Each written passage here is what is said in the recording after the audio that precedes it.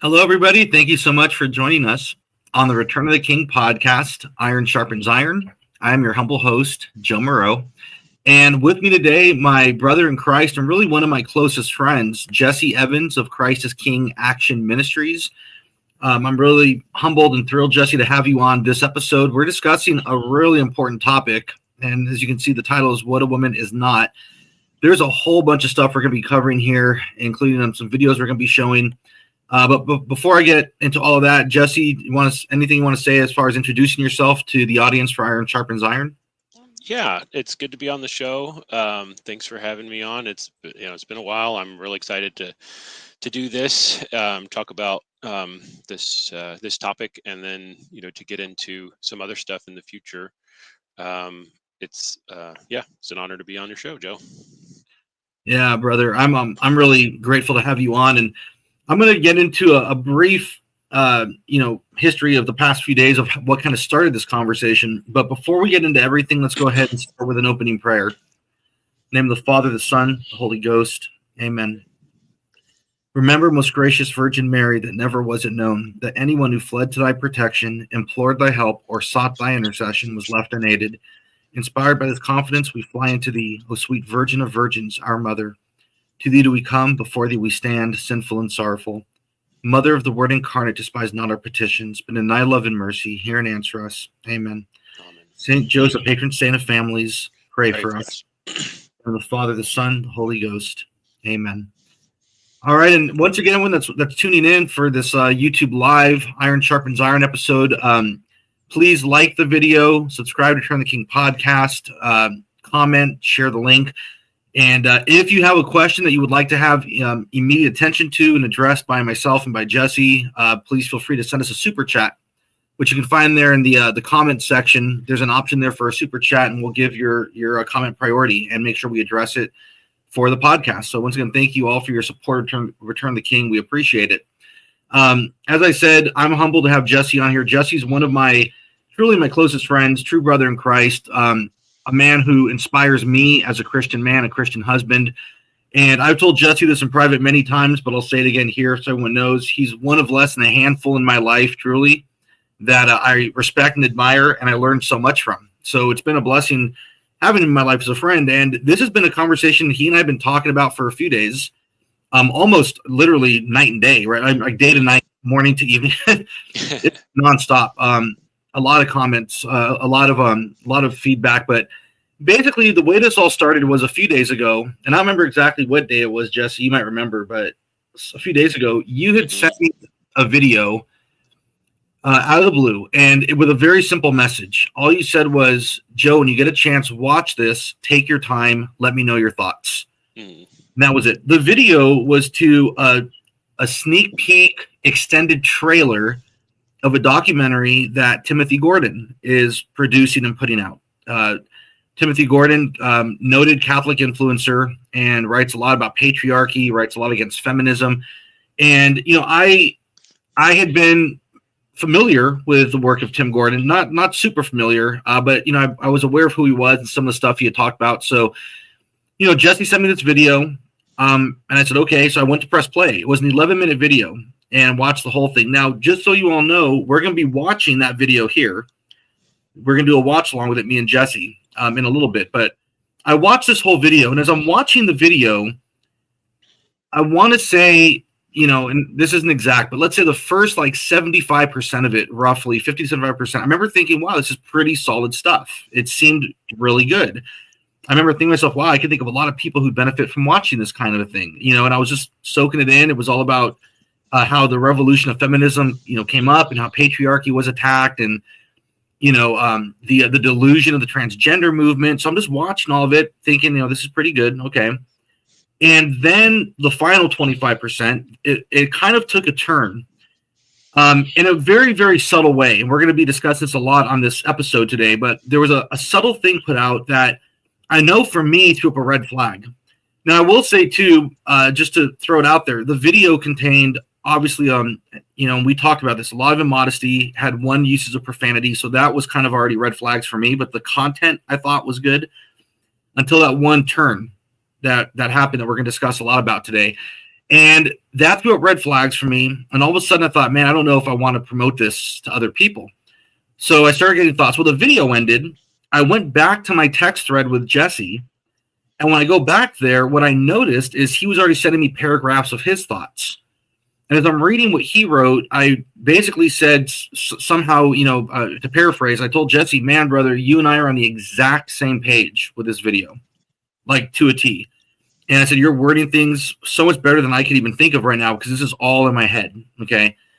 That was the start of this whole project. We began dissecting and analyzing the pros of the video and then the cons of the video. And that led to some further conversation between him and I, and some research, because I know an important part of it was us basically realizing, well, we need to see context so we're not misrepresenting what Tim Gordon might mean or what he's trying to say. So we went on YouTube, found some additional videos, and we're going to be showing some clips of those today as well. But the additional content we came across only further concerned us, right? I mean, so far, fair to say, Jesse, you would say? Or? Yeah. Yep. That's right. Okay. So what we're going to be doing on this episode is we're going to actually watch this 11-minute video in total. Now, because of the nature of the video, we had to do a lot of work in censoring out whole portions. You're going to notice that on the video. Because again, there was a lot of immodesty. There was one usage of profanity, which, off the bat, when it is something me and Jesse talked a lot about, the idea of trying to combat a revolution like feminism, okay, trying to combat an evil thing, an objectively evil thing, but doing it while at the same time showing immodest women seemed very counterproductive and made not much sense to us at all. We didn't know really what the purpose was of that. And since then, we've discussed that a lot, him and I, and we'll get into that too in this episode. But so when you see this video, you're going to notice that we censored whole portions of it. You'll see that, and we had to censor the one usage of profanity that where an F-bomb is thrown out, because there's just no place for that in Catholic content. If you're trying to combat an evil revolution, you don't use the tactics of the world against the world, right? So that's something important to say. Another thing I want to note too is that this video originally was through a YouTube link that since then has been taken down. So I don't believe you're going to find it, on his YouTube, but the video is public still through his Twitter account. Still public. Anyone can see it on Twitter. And so that's where we were able to get the video from. So having said all that, anything you want to say, Jesse, before I get into this video?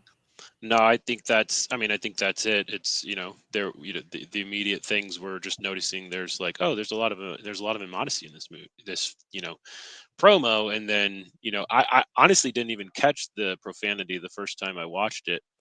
And then I just got to the end and I'm like, whoa, wait a minute, something's off here. So, yeah. So, and then the thing about the profanity too, though, is, as we, we'll probably get into it a little bit, but even just anybody who's familiar, has watched Timothy Gordon, or follows him on Twitter, knows that he uses profanity pretty loosely. So, I mean, but that's just, anyway, that's one of the first things you'll notice you go through this video for sure. So, yeah. Yeah, and the video, we all, most of us, I'm sure, watching this know that Matt Walsh had a video some time ago called "What Is a Woman," and so this video from Tim Gordon, this documentary, which apparently is supposed to come out on Valentine's Day, according to the trailer, that's what he says at the end. It's called "What a Woman Is," and so anyways, that gives you a little insight into what we're about to see and discussing this, and the essence of a woman, the worth, the purpose of a woman. These are all the things that we have been discussing. So, having said all that, let's go ahead and watch the video. We will periodically be pausing the video at certain points so that Jess and I can just offer some commentary and some thoughts.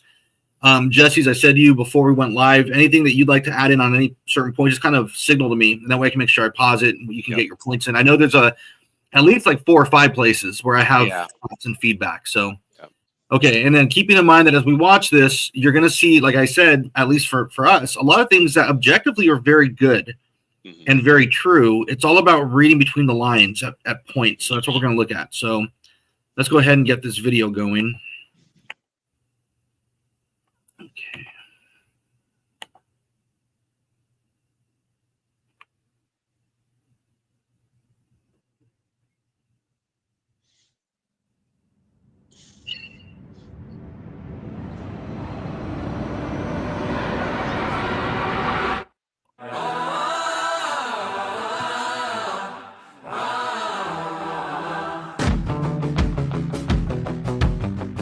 Those who Sorry, one thing I got to say off the bat, the intro music sounds a lot like The Chosen, which I don't like, but I had to say that right off the bat. Okay, let's go ahead and watch this. Sorry.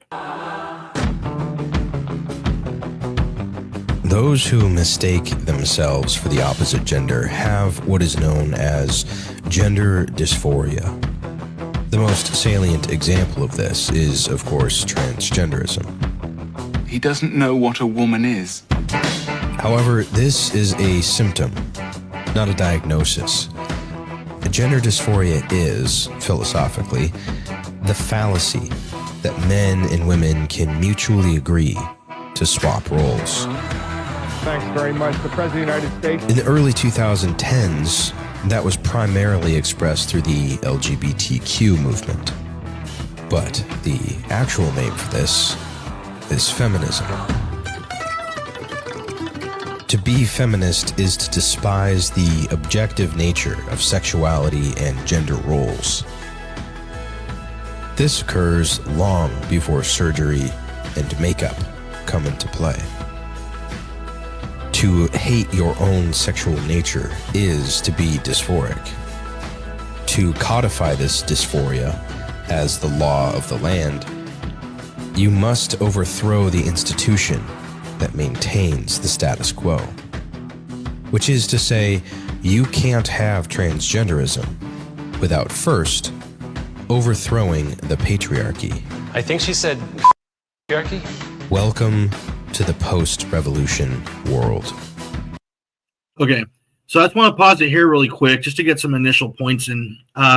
So one thing, you know, as you're seeing as watching this with us, right, we're seeing that the direction it's going is going to be talking about this rise in the revolution of feminism, okay, and the attack on patriarchy, which up till now, you know, great points all around, right? Yeah, great points. You'll notice right there at that mark, that's where we censored out the profanity. And I did want to make sure that I addressed just a little bit about this topic, because like you said, Jesse, at the start, Timothy Gordon is known for using profanity in his social media presence. And I thought this was an important point to emphasize.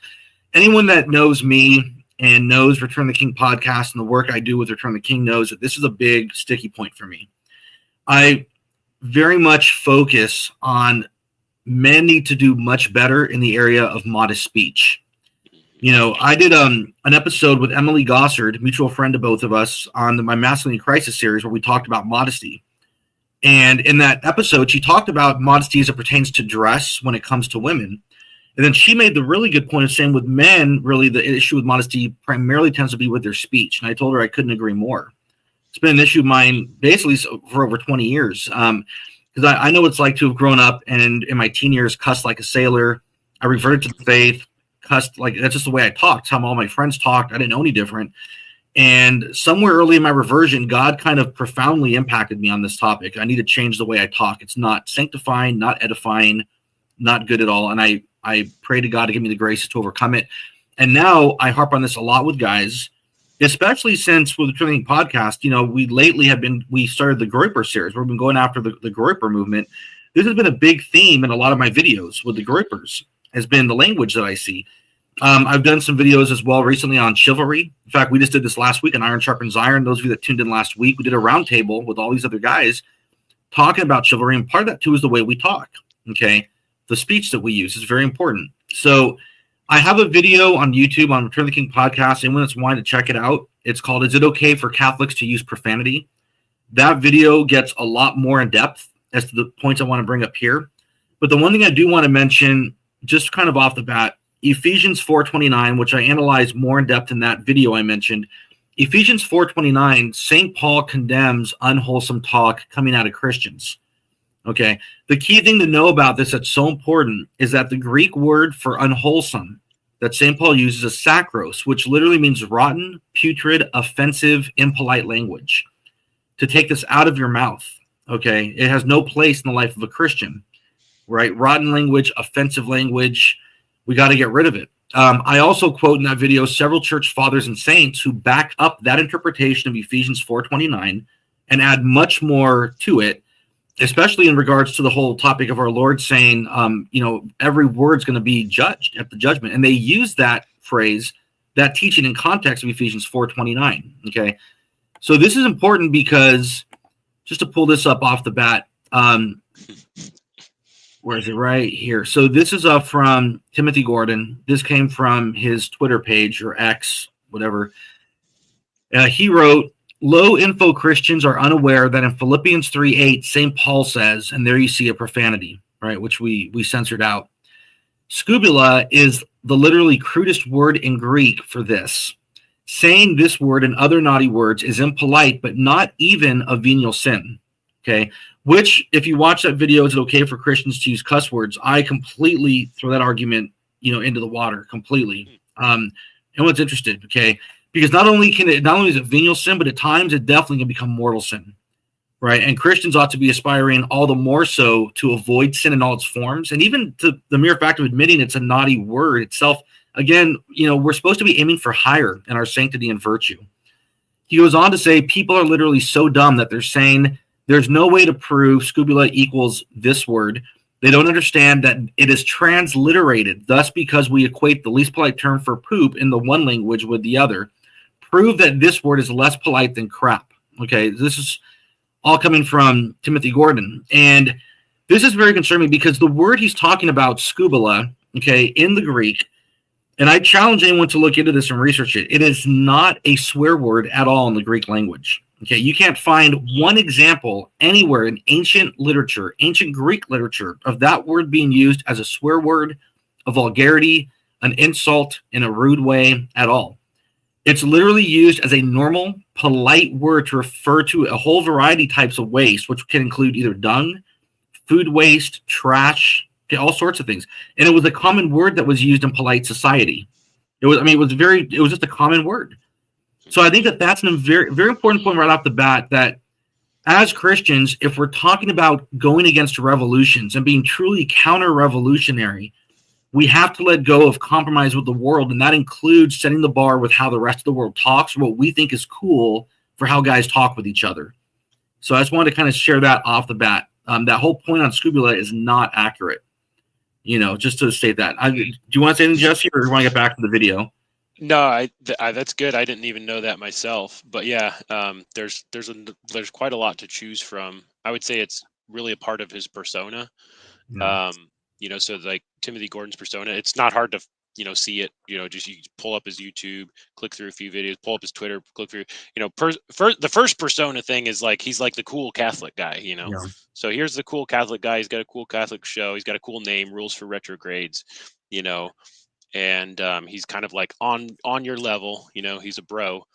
But, with that comes, a lot of coarse language, a lot of mockery of the hierarchy. So you see immodest speech in more ways than one. It's not, and then like we're going to talk about, they get into some sexually explicit content that just doesn't have a place for sort of like the Catholic laity to just be talking about publicly. So I would just say, kind of like the whole persona, is just objectively like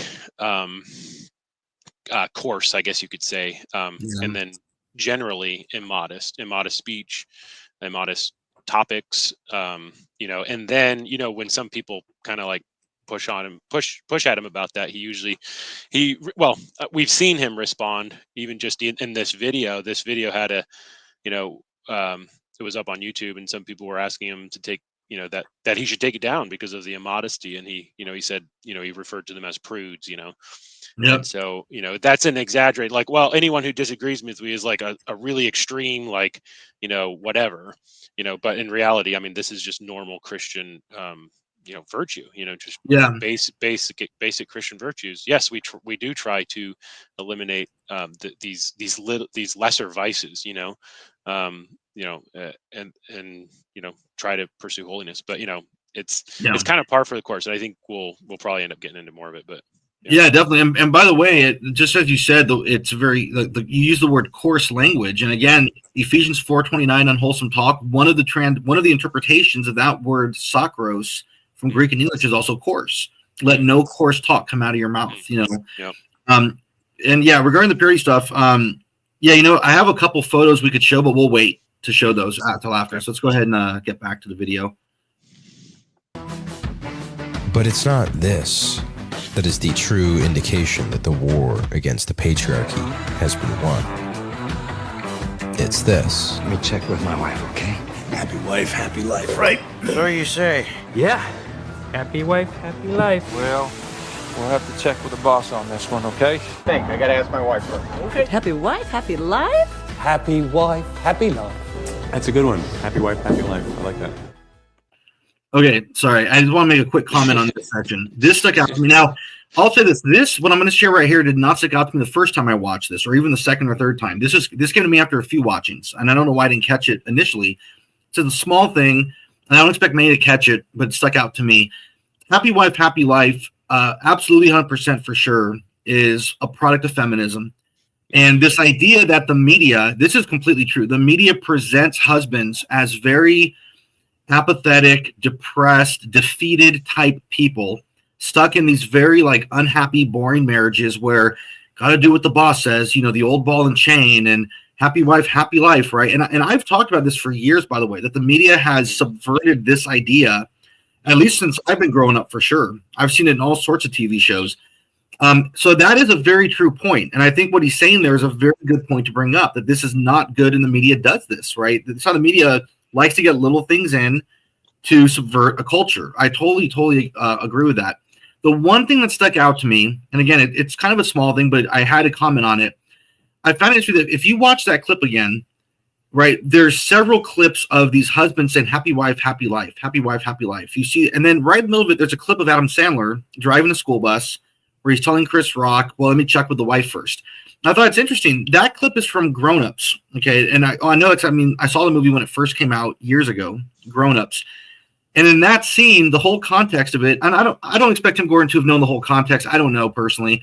I just thought it's interesting because in that scene, what's going on is Adam Sandler's friends are basically trying to pressure him into having a party at his house, a big party with tons of beer, tons of, loud music and booze. And they want to come over like that night to do this big party.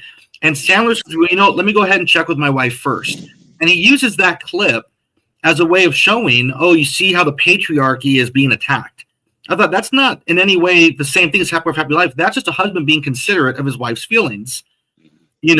I would do no different. If I had friends pressuring me, Jesse, if you came to my front door, we can do this. But if you're pressuring me, we got to have a party tonight, man. We're going to have all the guys come over and we're doing, another media thing, the whole poker night and the cigars and we're coming in the house. And I probably said, let me check with Carol Ann first. Let me see. That's just a very considerate thing to do. And I believe husbands ought to be considerate to their wives when it comes to those things. And I think that struck me after the fourth or fifth time watching, once you and I began analyzing more of Gordon's material from other videos, and which we're going to get into later. But that's where it struck me like, that's not a clip of happy wife. That's not a good representation of happy wife, happy life. That's just a husband being considerate. And that shouldn't be seen as a bad thing. Right. That's a positive thing. So anyways, I had to get that out there. Sorry. You want to go back to the video or? Sure. Yeah. Okay, here goes. Yep. So how in the world did this happen? It's called a color revolution. And it's the same technique the CIA used in Eastern Europe in the 1950s and South America in the 1960s to install puppet regimes favorable to the United States. And this technique was applied to the family. Step 1. The regime being replaced must be semi-autocratic, which is to say, mostly a dictatorship that listens to its subjects. Okay, so I did have a comment I want to share on this part here. And you know this, Jesse, because you and I were talking all about this a couple days ago. This is another part of the documentary, the trailer, I did not catch the first few times I watched it, right? When I first watched this, the first several times, I thought the steps that were being given were all really solid, the steps to the revolution. Mm-hmm. And it might have been because of hindsight of after having seen more content from Tim Gordon after the fact, I went back and rewatched his video, and all of a sudden, step 1 stuck out to me very strong. Again, it's a very subtle point that many might not catch, right? Like if you've seen it right now for the first time, you might not catch it. But I think this is very important because this, for Tim Gordon, is his first step the foundational step in the revolution. And my whole thinking is that if you have to make sure, if you're going to present your case, the first step has to be right, because that's the first open door to everything else that follows.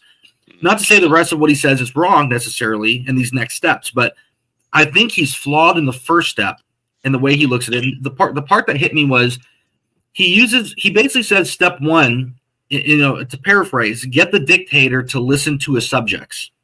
Okay, that's the first thing you have to do. The dictator, as you can see in this photo here, being your atypical husband of, let's say, the 1950s, right? Mm-hmm. Get him to listen to his subjects, or in other words, to be considered what his subjects have to say. Subjects in this context, based on the documentary, being his wife. Okay, we're not talking about kids here, his children. We're talking about the husband and the wife. Get him to listen to what she has to say, rather than him being the because he uses the word the dictator, rather than being like the dictator that throws the fist down and but. Step one, get him to listen to his subject. That's the first sign that leads to the revolution. And I thought that is a flawed way to understand the first step that leads to the revolution. Okay. Because again, what it's doing is, in a very subtle way, it's saying that it's a negative thing for husbands to take their wives' thoughts, concerns, feelings in any way into consideration, right? Into heartfelt consideration. And again, anyone that knows me and knows the Eternal King podcast, I did a whole podcast in the Masculinity Crisis series called Trust and Submission. And one of my main points in that episode was talking about that. To me, it's a foolish sign for a man to have a wise, holy, virtuous wife and not factor in her thoughts, her wisdom, her sentiments, her feelings into a situation. As a man who's the head of the family, I'm very well aware that I have to be the one to make decisions for the family, right? Overriding whatever. I have to make decisions for the family. But I've told people, especially when it comes to the big decisions of life, I'd be foolish not to. I will always talk to Carol Ann and say, okay, love, here's what's going on. It's this or it's that. I'm praying and discerning for us. Anything you want to share with me about your thought into it. Why do I do that? Because Carol Ann, to me, and ideally all of our wives, right? Same with you, Jesse. Carol Ann, to me, is the wisest, holiest, most virtuous person I know. Man or woman. She truly leads me down the narrow path to heaven, as God willing, I do to her as well. God has given Carol Ann innate wisdom, as he's done to many holy women, which is evidenced by all the holy female saints we've had in our tradition, right? Saint Nina, Saint Teresa of Avila, Saint Catherine of Siena, Saint Joan of Arc, so many powerful examples that we could use. Saint Therese of Lisieux, okay? So God gives wisdom to women. And I've said it's the sign of a strong man and leader to factor in the intake of a wise, virtuous wife, and then take that all in and then make a discernment, make a decision that's best for the family.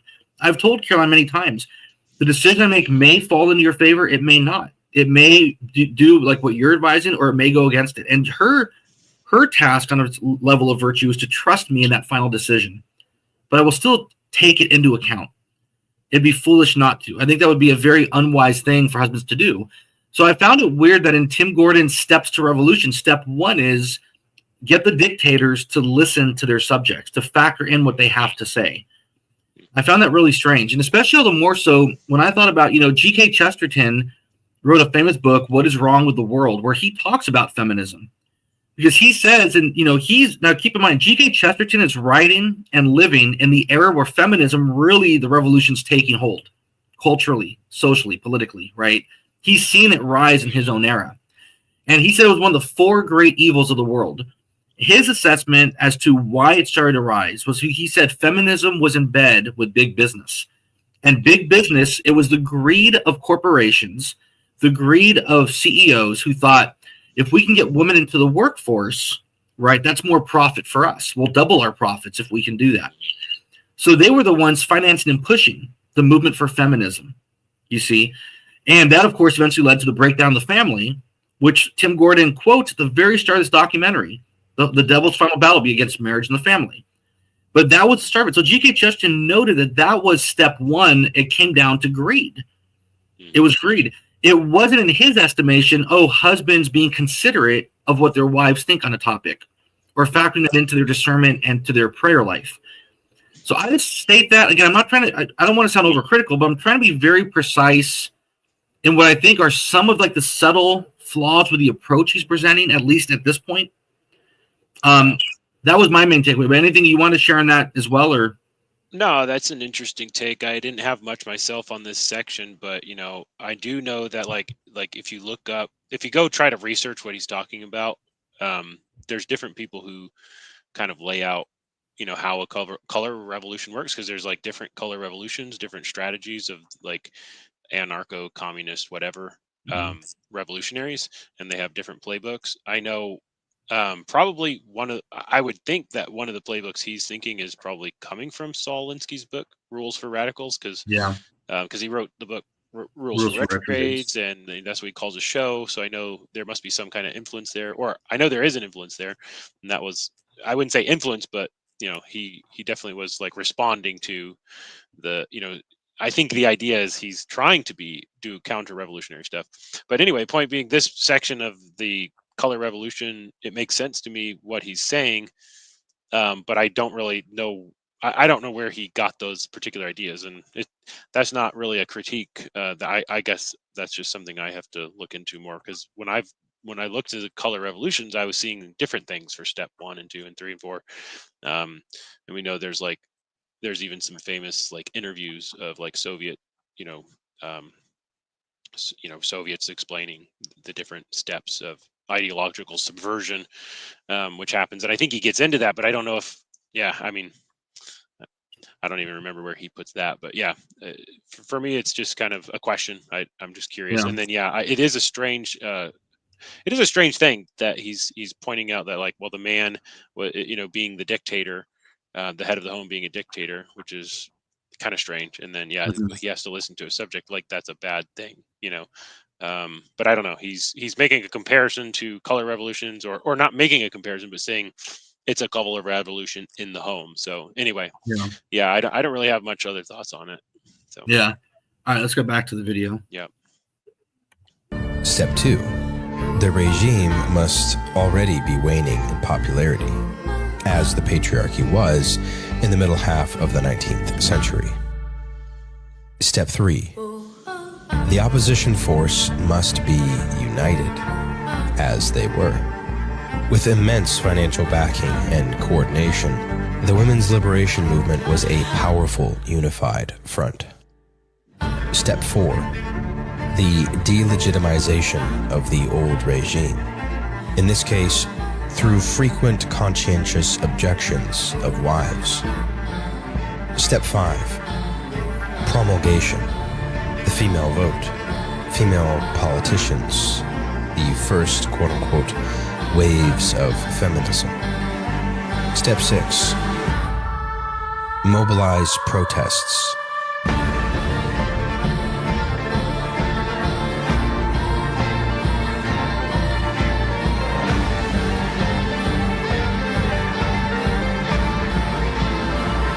Step 7.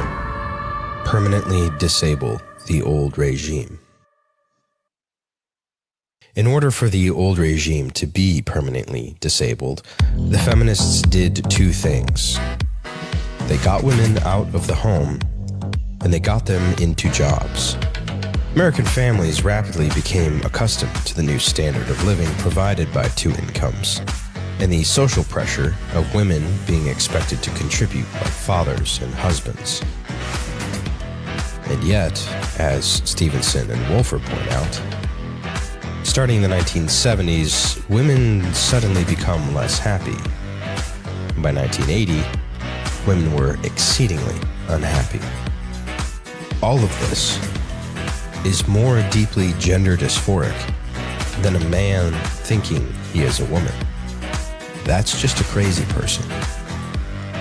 But to get the entirety of Western civilization to actively pretend like they are the opposite gender, now that's a clever bit of witchcraft.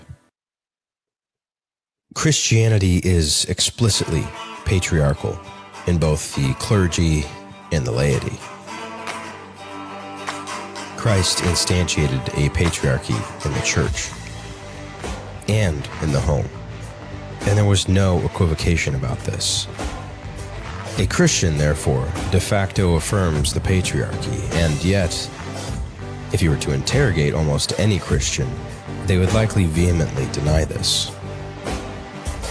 So how did the feminists inspire generations of Christian men to defect from their rightful roles as patriarchs? Enter mutual submission, a perversion of Ephesians 5 that inverts Scripture to exhort husbands to submit to their wives. I just want to say really quick on this note, I will say, so that up until now, that whole last piece of video we saw, I mean, it's a lot of good points, like we were saying. Oh, yeah. It's very spot on, very true. And the patriarchy being attacked and feminism growing and how it was able to accomplish what it did, especially this point here, is very key too, because this is very true. This has been an issue that the church has had to deal with, at least from my experience since the 90s, where I was, saw this kind of gross idea of mutual submission being a legitimate, intentional misinterpretation of Ephesians 5, where St. Paul finishes one trail of thought with submit to one another, and then in the next trail of thought goes into marriage and talks about the roles of husbands and wives. And what they do is the progressives like put those two statements together. So, husbands have to submit to their wives, and some of the wives submit to their husbands, mutual submission. And that creates all sort of disorder within the family. But a lot of, your feminist, progressive leaning type people, theologians, so to speak, right, they will push that interpretation of Ephesians 5 and mutual submission. So I will say that's actually, I do think a very valid point, because it's an error in reading Ephesians 5, and it subverts the order of the family as God intended it to be. The roles of husbands and wives, it totally undermines all of it. So, yeah. Absolutely. It's, and there's two commands in, Paul in Ephesians. Paul's saying, be subject to one another in the fear of Christ. But he also says, wives, be subject to your husbands, as he said. And then husband, he commands to love your wives as the Christ loves the church. And this doesn't mean that the husband submits to the wife's authority in the way that she submits to his. It means that he's bound to lead with love and wisdom and sacrifice, not just sort of touting his authority, as if he's supposed to just tell her, oh, your job is to obey me and submit to me, obey and submit. That's, that would be strange. That would be out of place. The man is commanded to love and to to care and to make sacrifice. So so there's two commands, there's two duties, there's two divine mandates from God for both husband and wife. So it's not mutual. It's probably that the man has the harder job. He usually does, and he has more responsibility. He has to love like Christ. So so submission should be easy for the wife if the husband loves, and I think that generally is the case. If you have two people who are pursuing virtue to begin with, then the husband who loves his wife is going to have or should have a submissive wife. Again, if they're both pursuing virtue. If they're not, then the husband will love his wife, and he'll have this this example of like a bad woman. But then sometimes those roles are reversed. We know that's the case, but nevertheless, each person has to do their duty, and they can't just demand the person to do theirs and think that that's going to fix the marriage or whatever, make things better, restore patriarchy or whatever. Yeah. I like how you said there too. You said it really good. The husband, in a sense, has the harder task because we have to be trustworthy as leaders, and that it's hard in today's day and age, as we all know.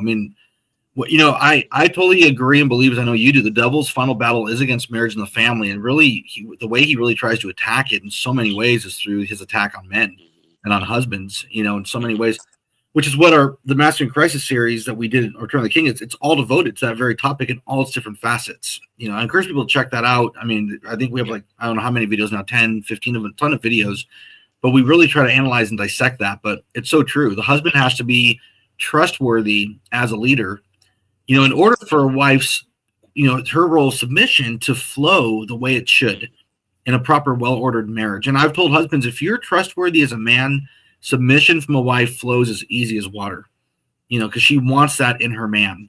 So we have a lot that we have to raise our bar on and aspire to. So Right. Yep. which you and I, again, as friends and as brothers in Christ and as Christian husbands, you and I talk about all the time. So Yep. yeah. But anyway, so let's get back to the video. Okay. And adopt a home life of radical egalitarianism, where there is no leader. Primarily, feminism encourages Christian women to refuse their marital debt, which is to say that the time in which women are encouraged to be most sexually active is prior to marriage, and then to deny their boring, inferior husbands sex once they're married. Feminists made premarital sex sexy, and the married life sexless. This is true in life and ratified in entertainment. Before marriage, women are accurately depicted as feminine, thin, submissive, affable, and sexy. Once hitched, they are disinterested, impolite, domineering, overweight, nagging hags. It's called the Moon Beasley complex, and it's a hard and fast rule of female characters in television and movies. Okay, so I want to talk really quick about the Moon Beasley complex. I was fascinated by that. I never heard that. I knew there was a complex named the Moon Beasley complex. Yeah. This is from, again, Timothy Gordon's social media, but on the Moon Beasley complex. So he writes here, so the red pill's a psyop to set up to perpetuate feminism. Here's how. Both worldviews reinforce the CIA programming of the Moon Beasley complex, which destroys marriage and the family by encouraging women to be thin, pretty, feminine, and even submissive before marriage, but the opposite after. And then he has this post up too that I got from his social media. Before marriage, thin, nice, submissive. After marriage, fat, mean, non-submissive. Now, and I guess the Moon is a reference to the TV show Kramer. Beasley, of course, from The Office. I'm more familiar with The Office than I am Kramer. And so, and aside from the specific characters, Moon or Beasley as characters on TV shows, the thing that really struck me about this, the Moon Beasley complex, it's the idea of prior to a marriage, what a man is looking for is someone who is thin, who's nice, who's flirty, who's fun, and who's submissive, right? That's what he wants. And after marriage, he wants those same things, kind of thing. And I'm still, in a sense, trying to analyze how to word what my thoughts are on that. But I think the issue is that, the way I've always understood it, and this is going from my own life experience, I do believe that God has a purpose in men and women, a man being attracted to a woman and vice versa. That purpose is there. God can use that spark to bring two people together that are interested in each other, right?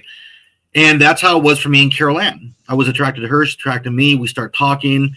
Next thing you know, we're getting to know each other, all that kind of stuff. So I'm not knocking that idea of being attracted to somebody aesthetically, visually, physically, any of that kind of stuff. But when you're talking about discerning marriage, right, the vocation of marriage, discerning the idea of till death do us part, for better, for worse, you're my one flesh, and I will be in charge of helping lead you to heaven, and you'll lead me to heaven.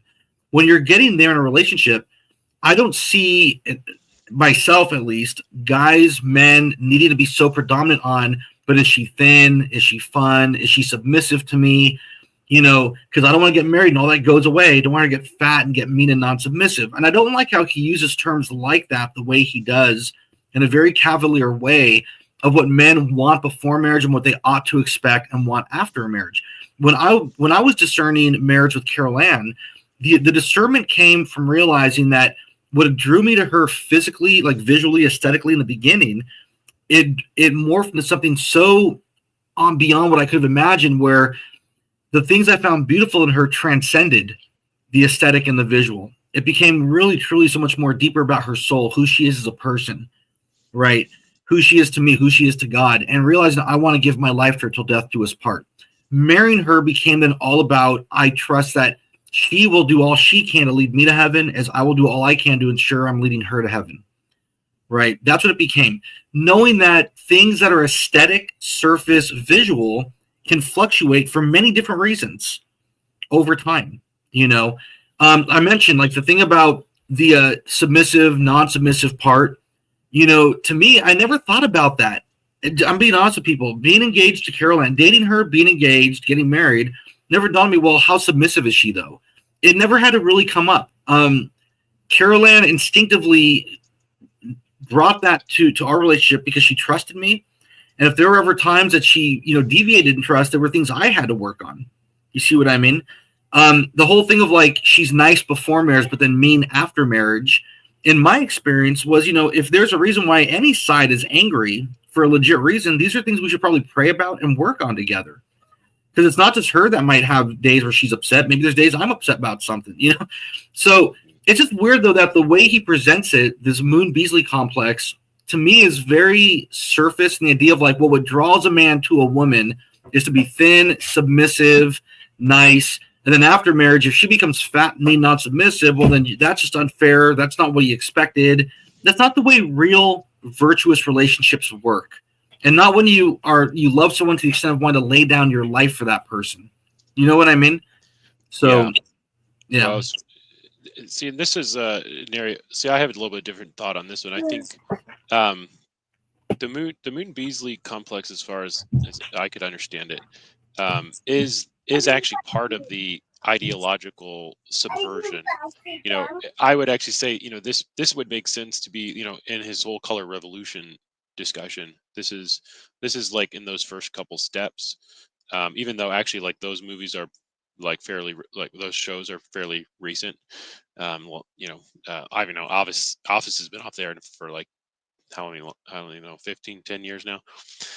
But it is part of this media manipulation, ideological subversion, and what they're doing. And I think I get this point that they're making in the video here, that not that anything you said is wrong, but that actually what they're doing in those films is they're trying to, you know, discourage anyone from getting married, you know, or because if you do, it's just going to be misery, you know, and having a fat wife, you know, or having a wife that gains weight is like the worst possible thing, you know, or something like that, you know, that's not, you know, so they are intentionally, you know, making it seem like, well, women are so great and everything's so great outside of marriage, and then inside of marriage is really bad or whatever. And that's, you know, that's horrible. But yeah, I don't know. I think that's at least some of the reason why they're maybe bringing that up. But, you know, I know it also has to do with, yeah, the feminist agenda, but yeah. Yeah, I agree 100%. That's all. I mean, very well stated, brother. And I like that quote that we had up from Christ's King Action Ministries. The presentation of the Moon Beasley complex is a false dichotomy, wherein there's one or the other without realizing that both are irrelevant in a true good marriage, you know? Right. Yeah, that's a good point. Yeah. Yeah, so true, 100%. But anyways, yeah, so let's go ahead and get back to the video. And then we're going to have definitely much more to say on these surface type topics after the fact. So let's get back to the video.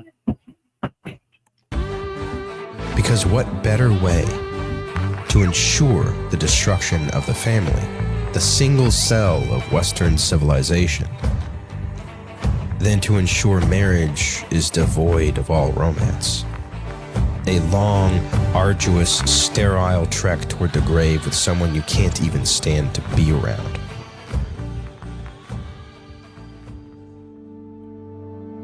We've answered, what is a woman? An adult human female. But what a woman is goes far deeper. Because what you are in your essence, in your soul, informs what behaviors and pursuits are truly good and will make one happy.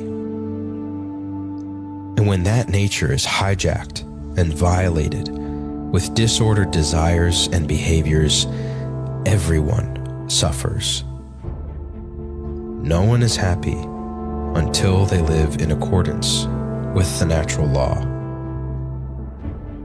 And yet there seems to be nothing more dangerous than to describe what a woman truly is and ought to be. But let's give it a shot. A woman is a helpmate to the man, made from his rib to guard his heart and to obey him in love. She's to be thin submissive and attractive to her husband. She is to wear what he likes, to do what he likes, to flirt with her husband, to make the home a happy, clean, safe haven. Okay. It's probably, a good place to pause it just to give some comments. And this probably also will be a lot of the substance of where things, I know for you and me, started to kind of go off the track a little bit. Right. And like I said in the beginning, like in a very subtle way, because, the way the documentary, this trailer is filmed is in a very like gripping type way, right? Like you're drawn into it. And like, here's the thing I want to point out too right now. Up until right there, where you noticed him going to start saying a wife ought to be thin and flirty and attentive to her man's needs. Everything that's being said, lead up to that point, is a lot of good. There's a lot of good things, right? Yeah. A lot of good things. So this is where it's very subtle. When I was watching initially, I'm thinking, wow, this is all very good. And then all of a sudden came that little bomb right there. Here's the thing too. Yep.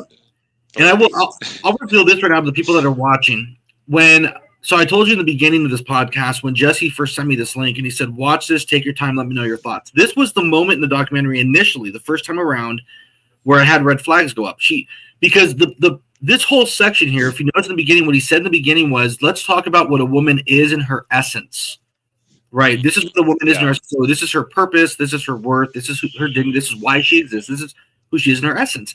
And he says she ought to be a man's helpmate. I'm like, oh yeah, that's very good. And she ought to tend to her family and love her family. Great, very good. And then all of a sudden, she ought to be thin, flirty, attractive, attentive to her man's needs. And I kind of thought, so the moment I saw that, the red flags went up, and I thought, okay, this now sounds very surface, very temporal, very empty.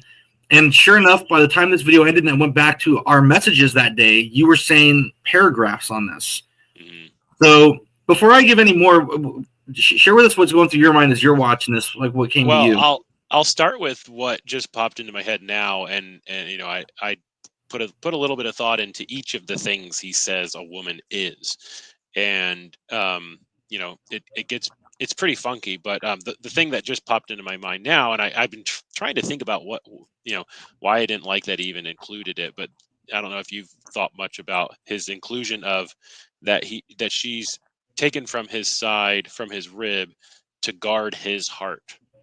And I just keep thinking, like, I don't remember, I've never heard any Catholic, I've never heard that in a homily. I've never read it in a book, I've always kind of heard the opposite, and as I, just sitting thinking about it now, it's like, well, yeah, like it doesn't make sense partly because you're saying guard, which is immediately if you think guard, you should be thinking of the husband's role as protector and as the head of the family and the one who's accountable to God for the whole family, the well-being of the family.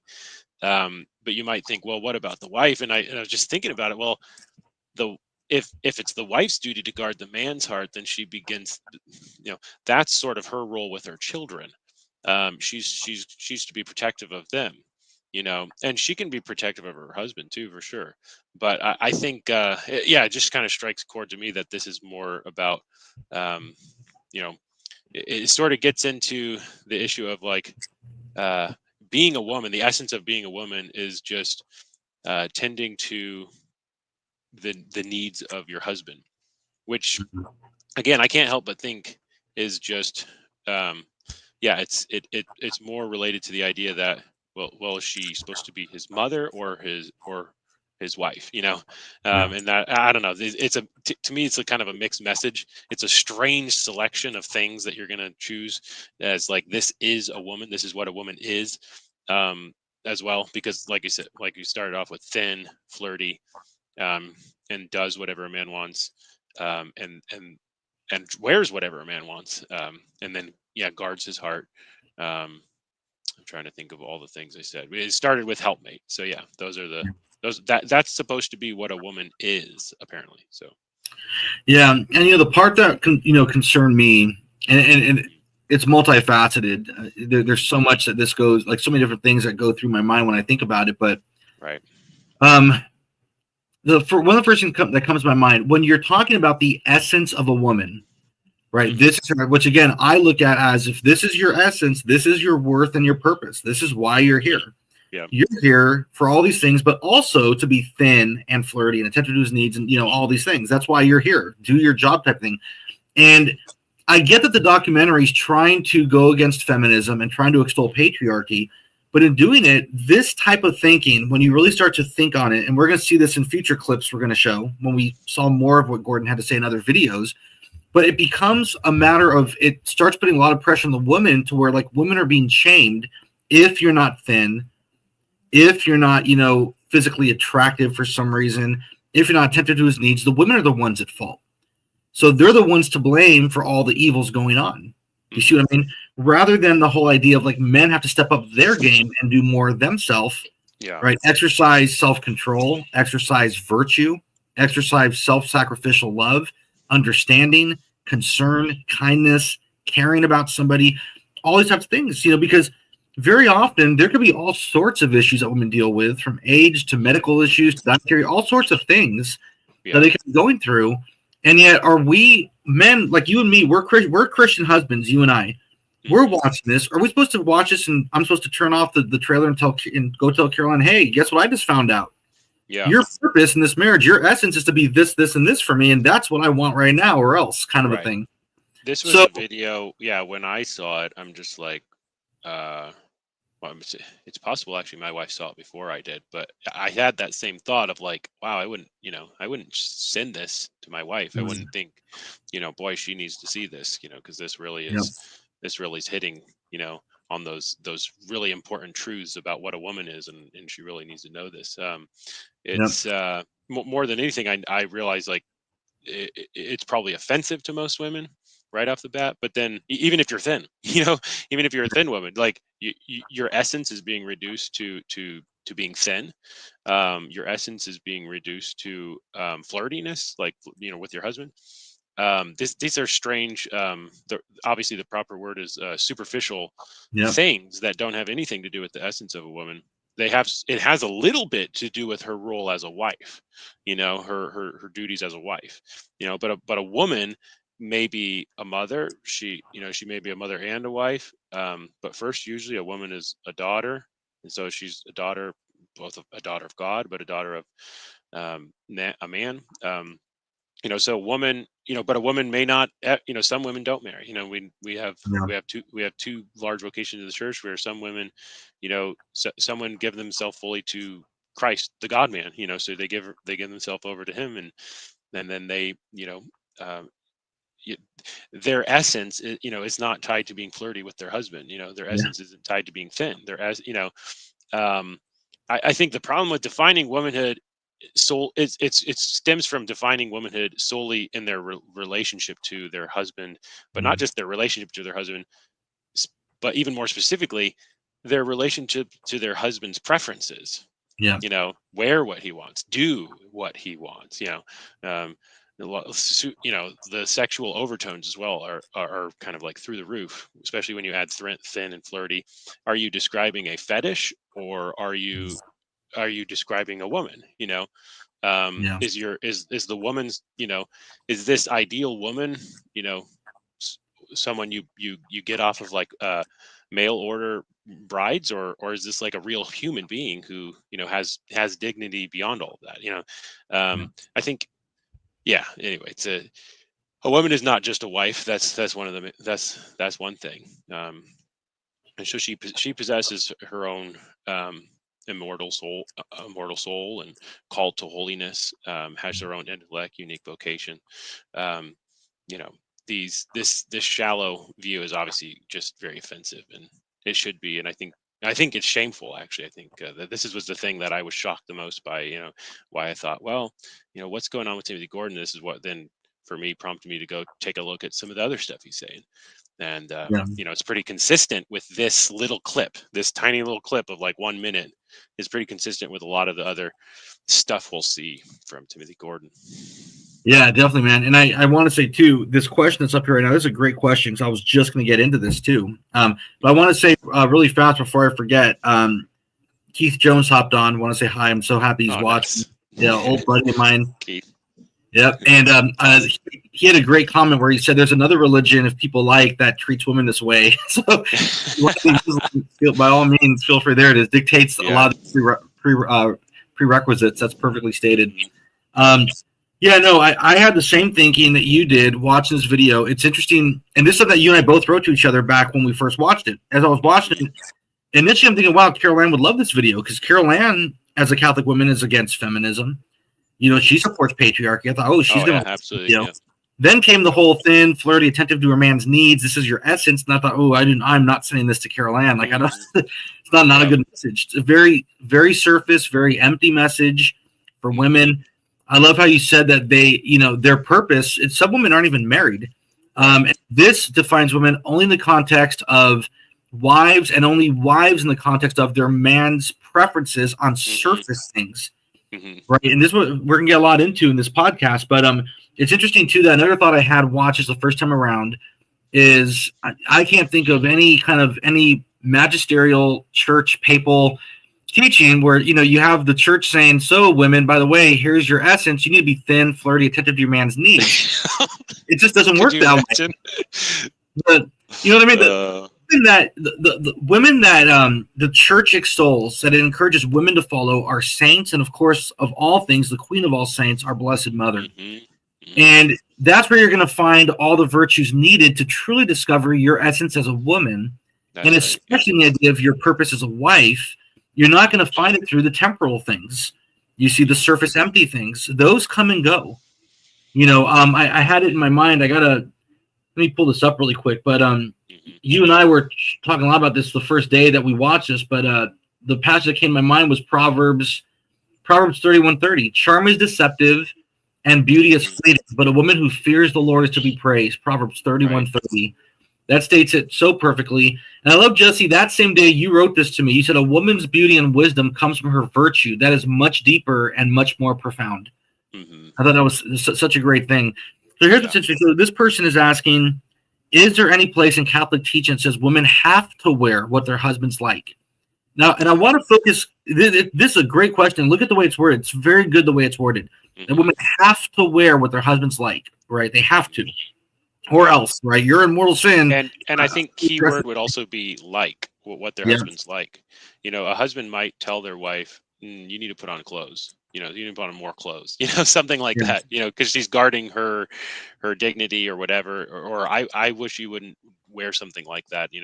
So it may be that a husband might say something about what a woman should or shouldn't wear, and as long as he's doing it out of love for her, not out of lust, I guess you could say, lust or some disordered desire to control her, like this is a test, are you going to do what I say or not? Those are very different things, so I wouldn't say there's no place for it, but certainly it would be done out of love and and a desire to protect her, or for her to look in a way that complements who she is, or something like that. Those would be the reasons someone might say that. But I'm skeptical about what or why exactly Timothy Gordon's bringing this up in this video. And then I know she gets into it, I think, in her book, but I don't remember what she said about that. Well, the thing that hit me too is that, so in the video, and you're gonna hear this when we press play again, but he starts quoting the natural law, right? This is part of the natural law. The women, this is their essence, and it's many things he mentions again, but in that, the thin, the flirty, the attractive, pleasing, all those things, right? And so I did a deep dive into Aquinas, going through the Summa, and what does St. Thomas Aquinas have to say on this? Because when you're talking natural law, you're going to go to St. Thomas Aquinas to see what he has to say on the matter. It's interesting to me because, so first of all, in regards to the issue of thinness, just to get that one really quick off the bat, you're not going to find anywhere in St. Thomas's teachings, anywhere, him telling wives, you have to weigh this much, in order to be, to not be in sin as a wife, right? You better weigh yourself week to week and make sure you're in this weight range. You will find St. Thomas talking about the value, in a general sense, the value of treating our bodies in healthy ways, right? Because the body is a temple of God. So, we shouldn't be putting harmful substances in our body. We should fight against gluttony. those are the general Christian Yep. teachings all of us know to aspire to, right? That's just to hit that one right off the bat. Right. Regarding the flirty part now, here's what's interesting. Because he's saying this is natural law, that women ought to be flirty, and part of that, so this goes back to the question, women have to wear what their husbands like, right? In order to be flirtatious with him and attentive to his needs and visually desirable and all these things, okay? Thomas Aquinas in book 2 of the Summa, from like sections 140 to like 170, basically talks all about the virtue of temperance, and in that gets a lot into the virtue of modesty. Now, and this is where this is going to come into play. It's very important. And I studied this very carefully to see what the point is that he makes. When he's talking about modesty in women in general, keep in mind, not wives necessarily, but women in general.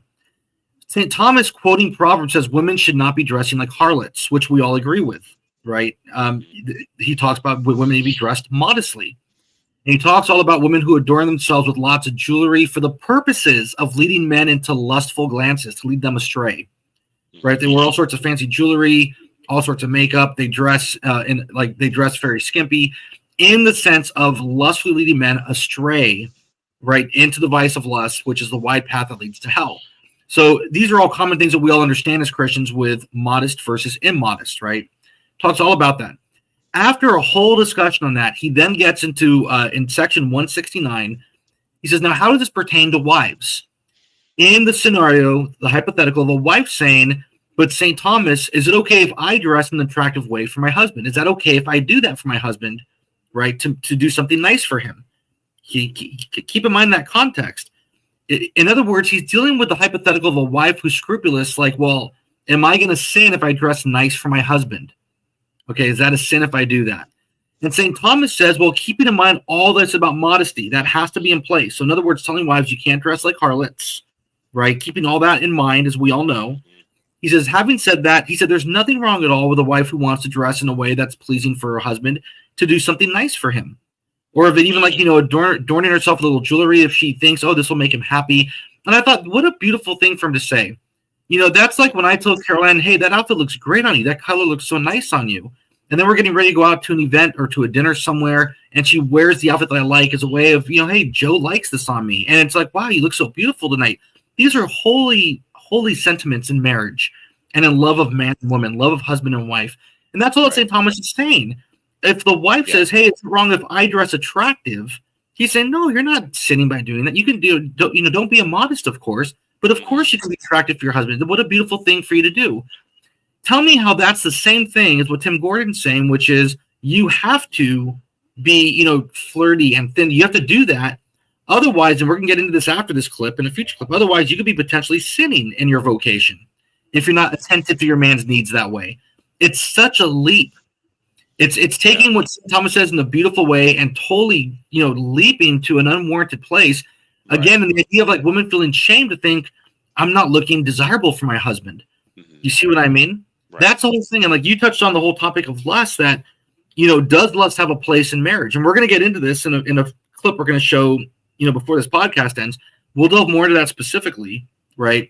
But that's what I want people to keep in mind. It's one thing for a woman to say, I want to wear this because I know my husband loves how I look in this. He really likes it. So what a nice thing to do. Same with the guys, with the husbands, right?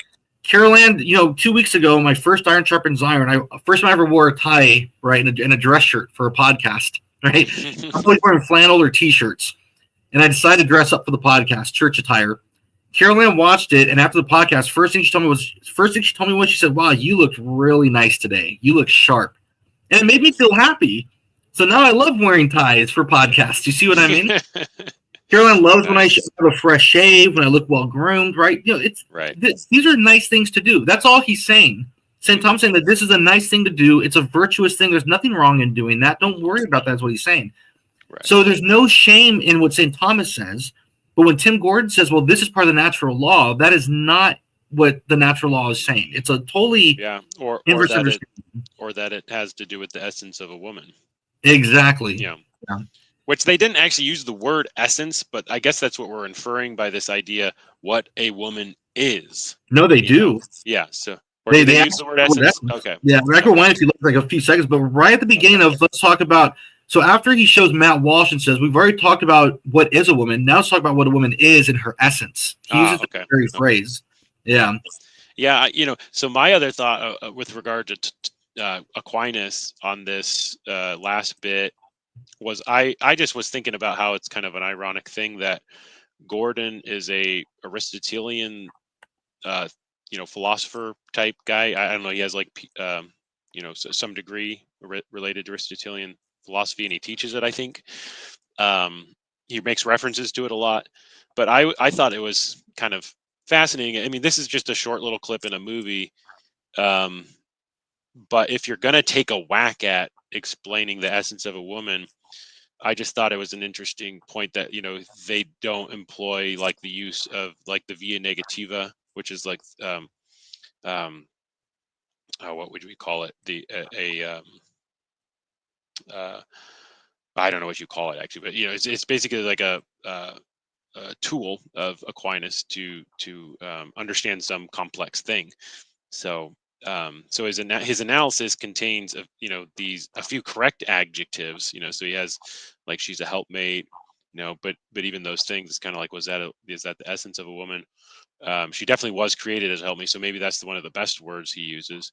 But then there's all these other strange, superficial, maybe even sexualized descriptions or descriptions based on a man's preferences, and those preferences may or may not be good, right? So that's another kind of sketchy thing about this, is like, if she's to conform to his preferences and he's not a holy man, if he's trying to be a holy man, if he's a man who's influenced at all by the pornographic, hyper sexualized culture we live in, I mean, men have really bad distortions of what women are and should be.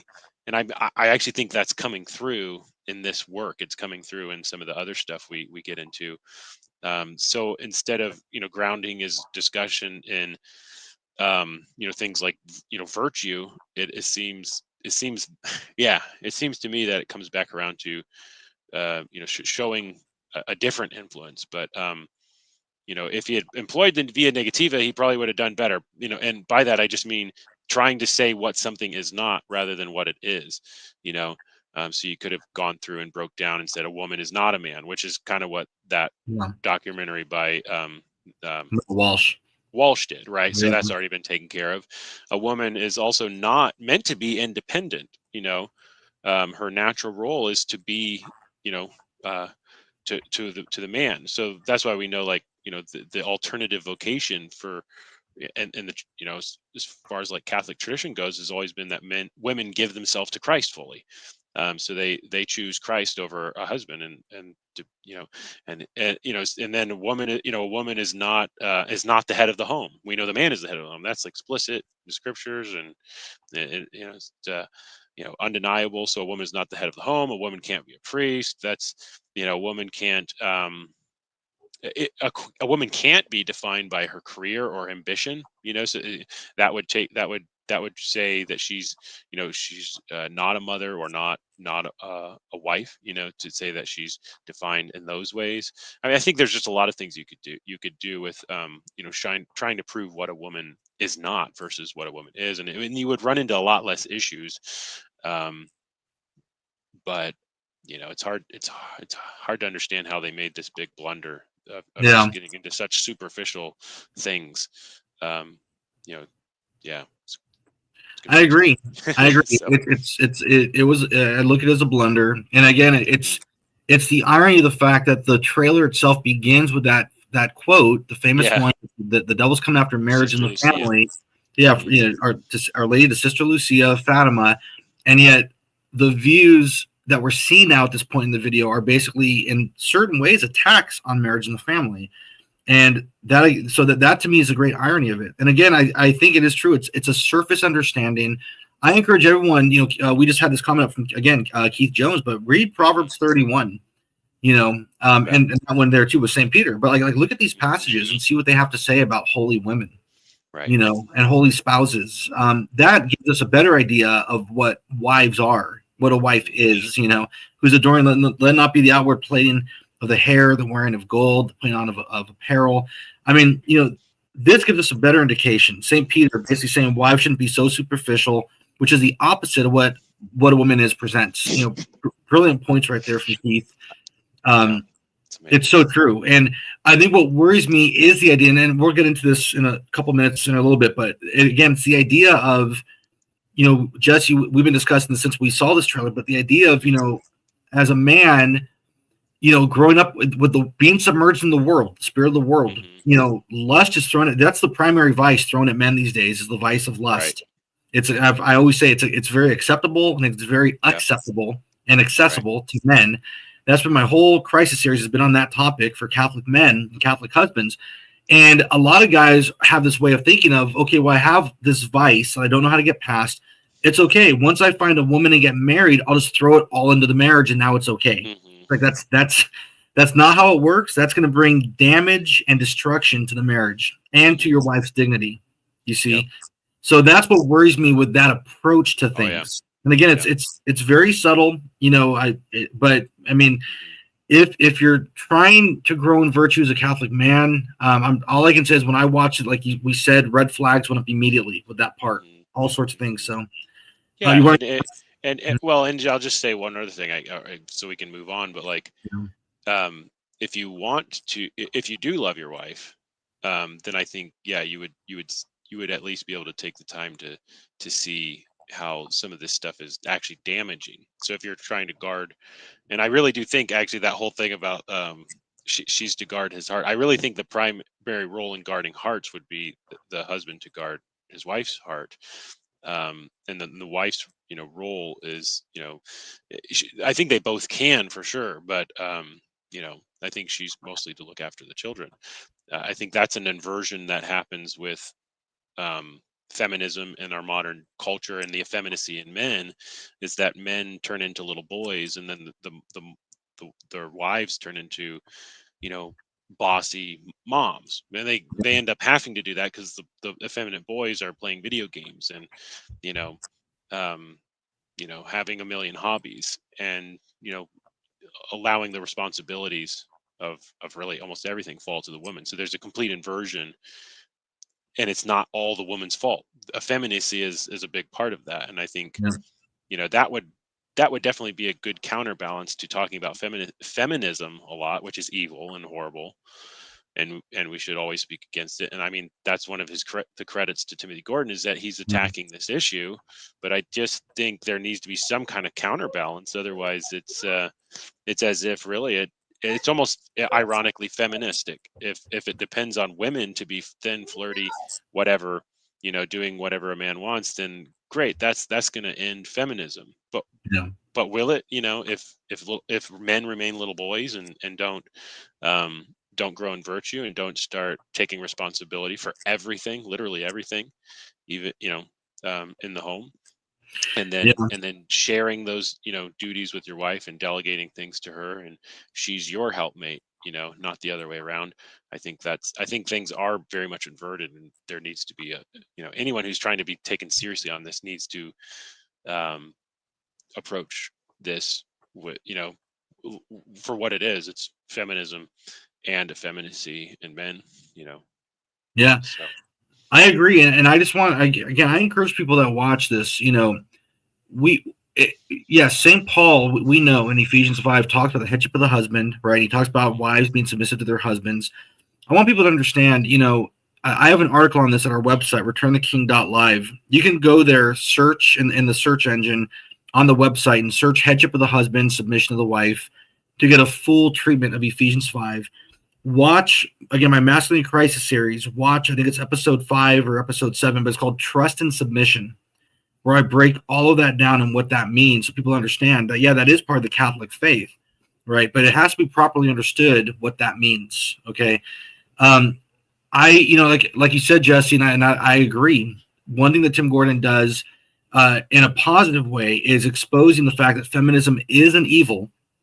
Right, it's so true, and I've talked so much about this. So, why are men so struggling so much today? And I've said this many times in past podcasts, because they're growing up in a world where feminism is right in their face, and also the push for men to be effeminate is being pushed onto them.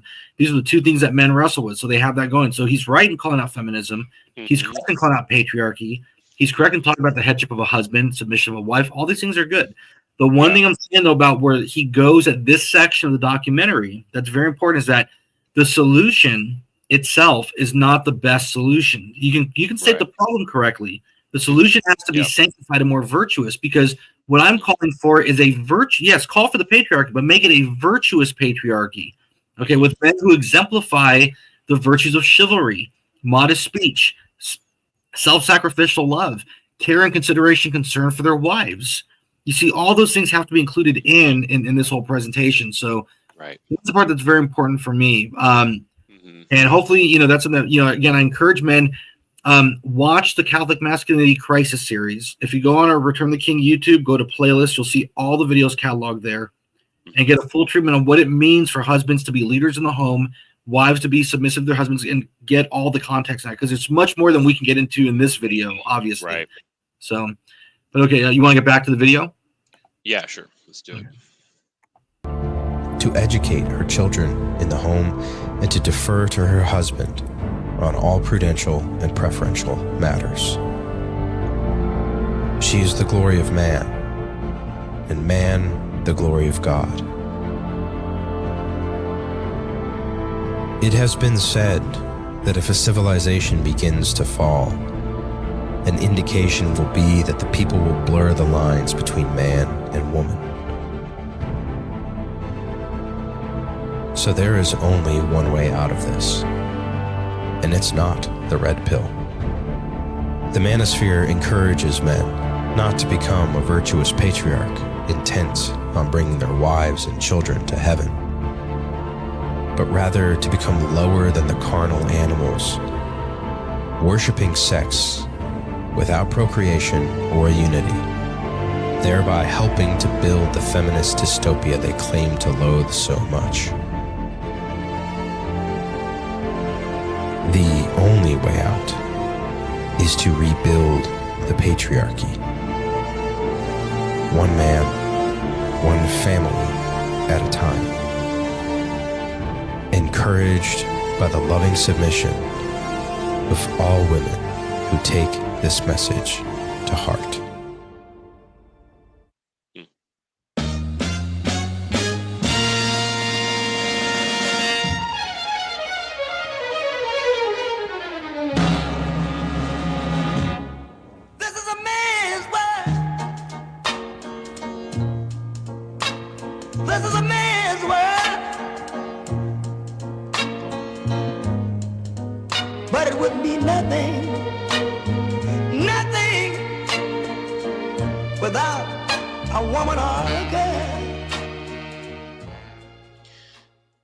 All right. Yeah.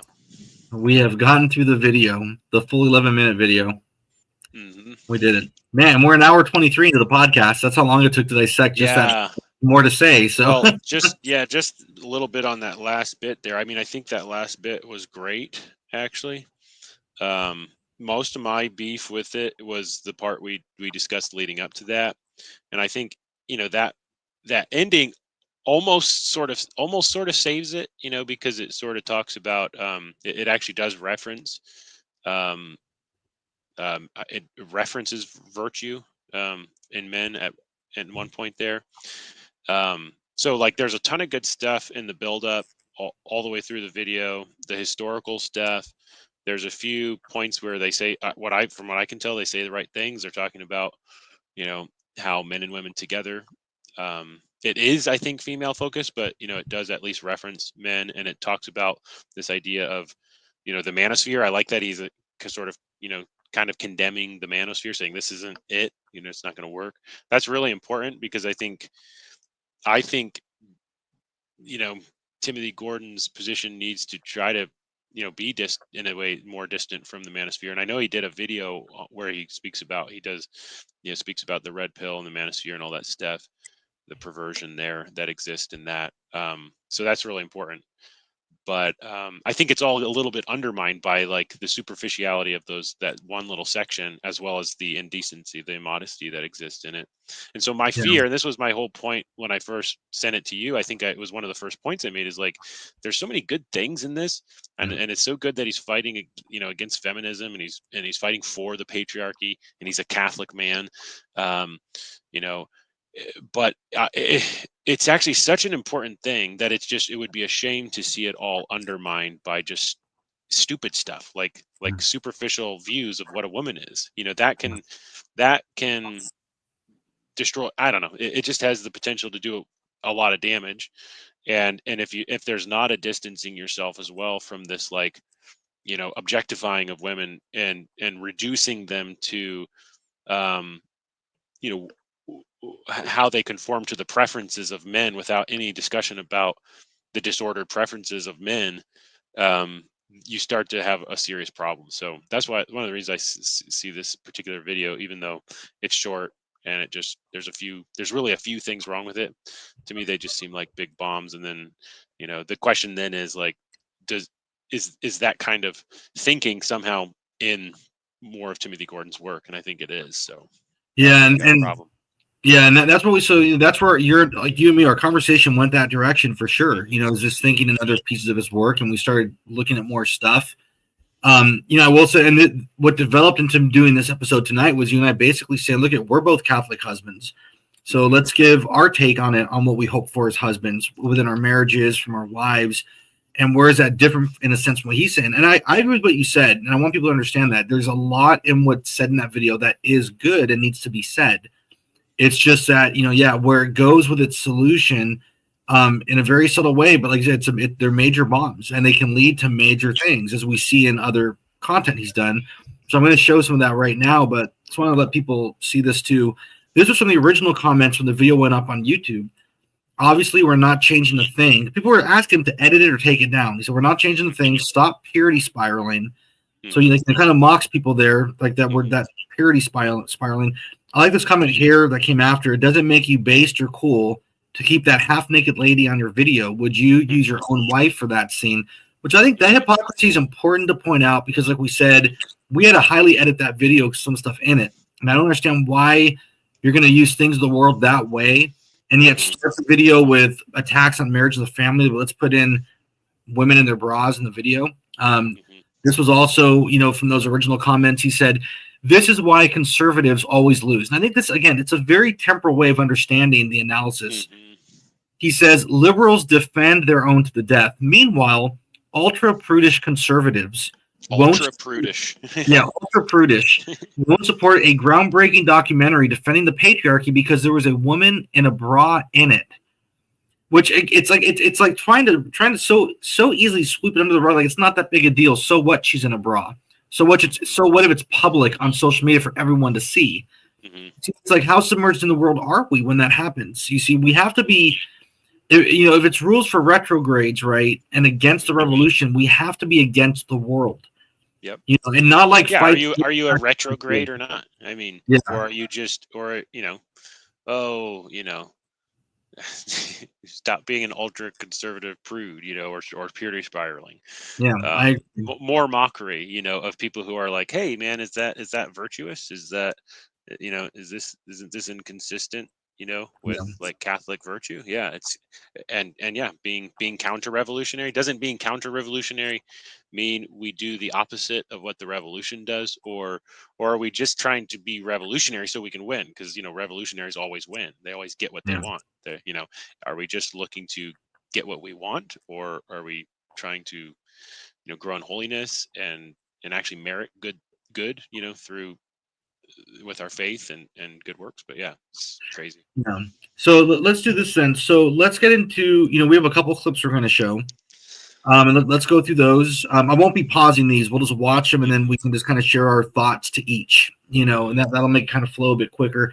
I do want to say, before I even show the first clip, one of the things that, again, you and I have talked a lot about this in recent days, my concern with the scandal of having public social media videos like this, husbands and wives, guy friends, whatever, talking about topics that pertain to, the best way I'll say it, marital intimacy, or as the saints would say, conjugal love, for example. Those are prudent ways to call it, sanctifying ways.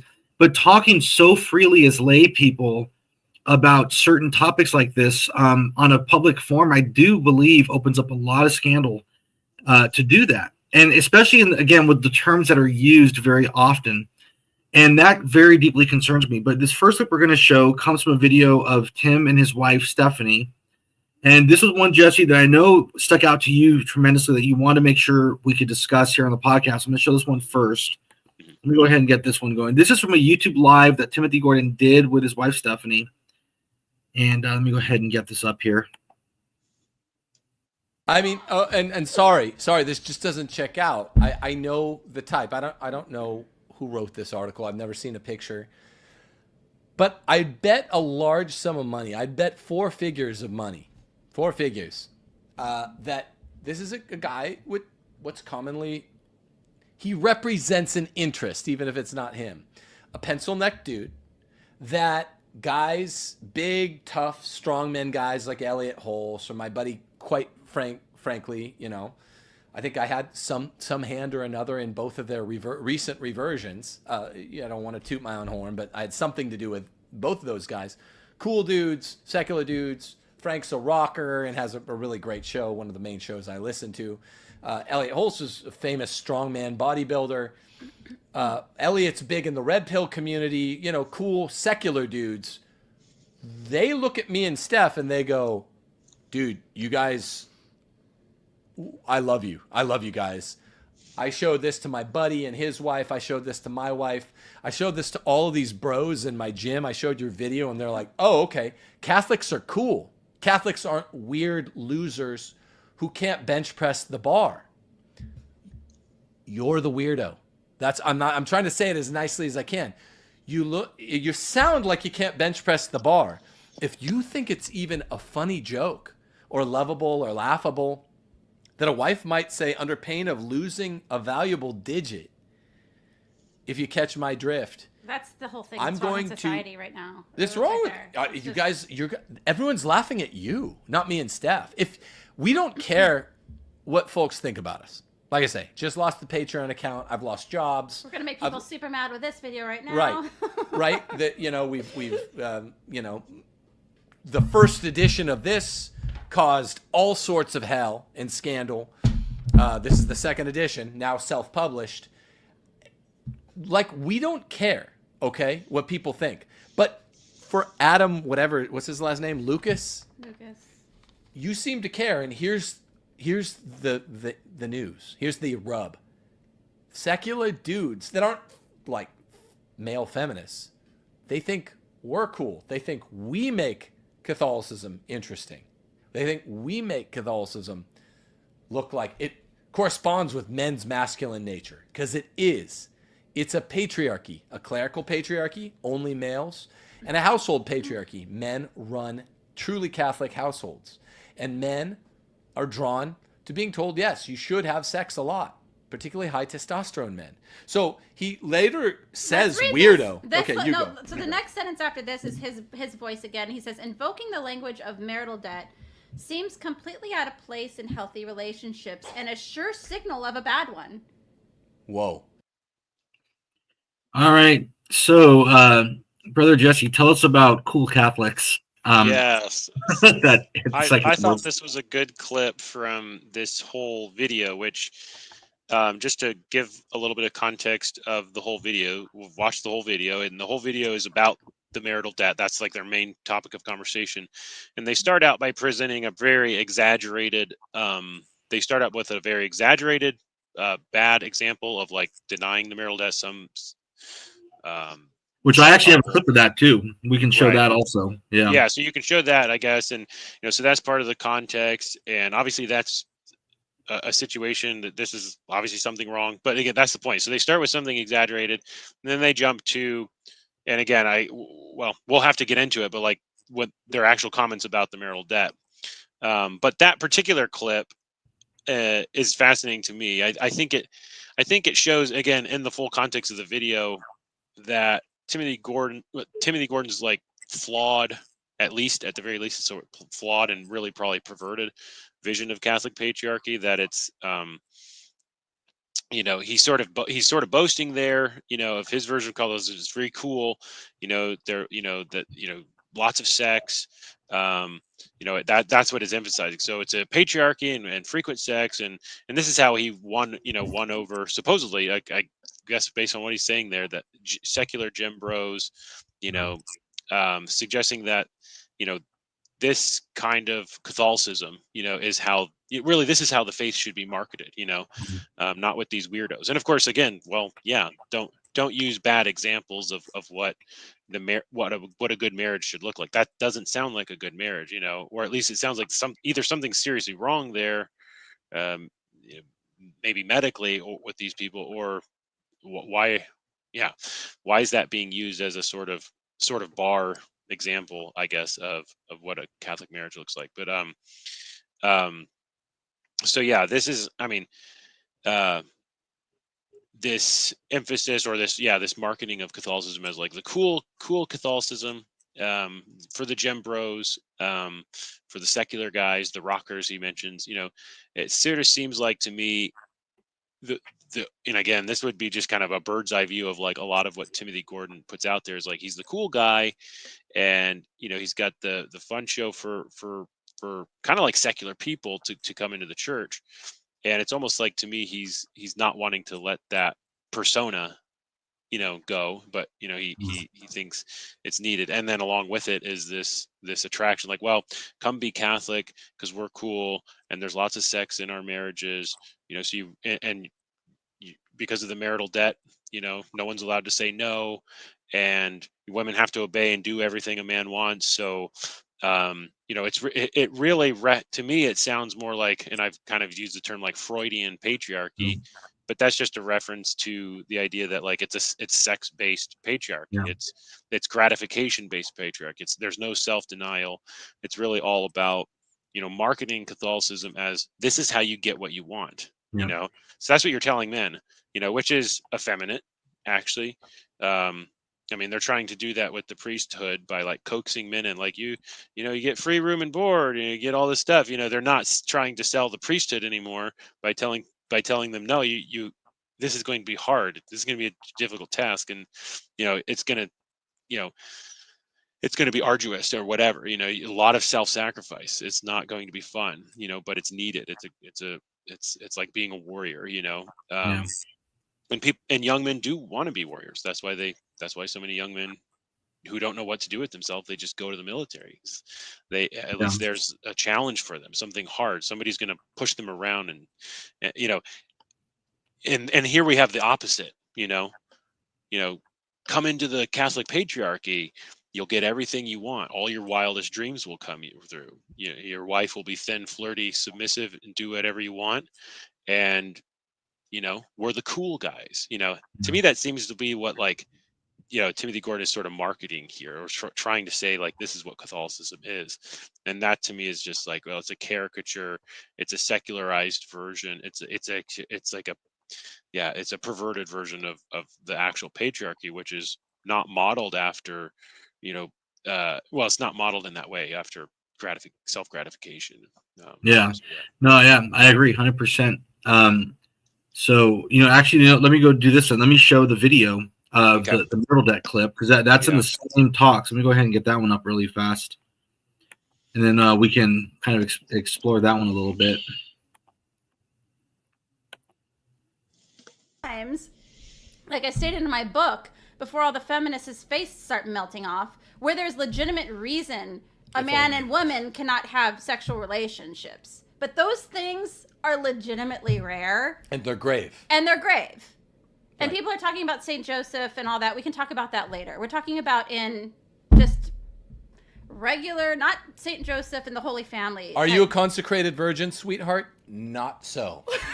Lots of... Did you give birth to the Lord? Okay, we're not talking to you. Right. Well, a lot of these are women, and this is what men in the red pill space, the secular red pill space say.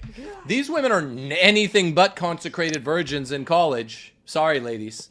A lot of them are the opposite of consecrated virgins in college. They run around with every Tom, Dick, and Harry in college having marital relations, marry some nice, maybe low testosterone, sort of humble guy, and they're denying him all the time. Unlike what they did with Tom, Dick, and Harry. Men, this should enrage you. This should enrage you. That's why it's a mortal sin. Okay, even if they didn't do this, even if they were a virgin, most virgins don't act like this in the bedroom. Most female virgins are pleased to quote unquote put out in the bedroom. Most of the women that are causing this trouble were the ones that are anything but virgins. Okay, so that's a fact. That's a fact. I'm not saying that no virgin has ever been tempted to mortally sin by denying her husband, or her husband to deny his wife. Like I said, this is actually a real mutual rapport that's disclaimed by St. Thomas, whereas submission is unilateral, and the liars have tried to make that mutual. The liars are trying to make any husband who's out there saying, I need to have sex with my wife regularly, as some sort of creep monster, instead of just acknowledging just plain facts. Men are built differently that way, and they require that. They require it on average more than women do. It's a man's nature. Just as everyone's always talking about God. That's what it is. Let's even grant that in some official and technical way, like we're being legalistic, Catholics are bound to sleep with their spouses whenever insisted upon under pain of sin. Not in a technical way, just in a practical way. If you don't want to have sex with your spouse, man or woman, woman or man, who's like, hey, can I have sex with you right now? Like, I need to work off some energy or whatever. And you say no, you're in mortal sin, whether you're a man or a woman. Unless you happen to be like in a coma.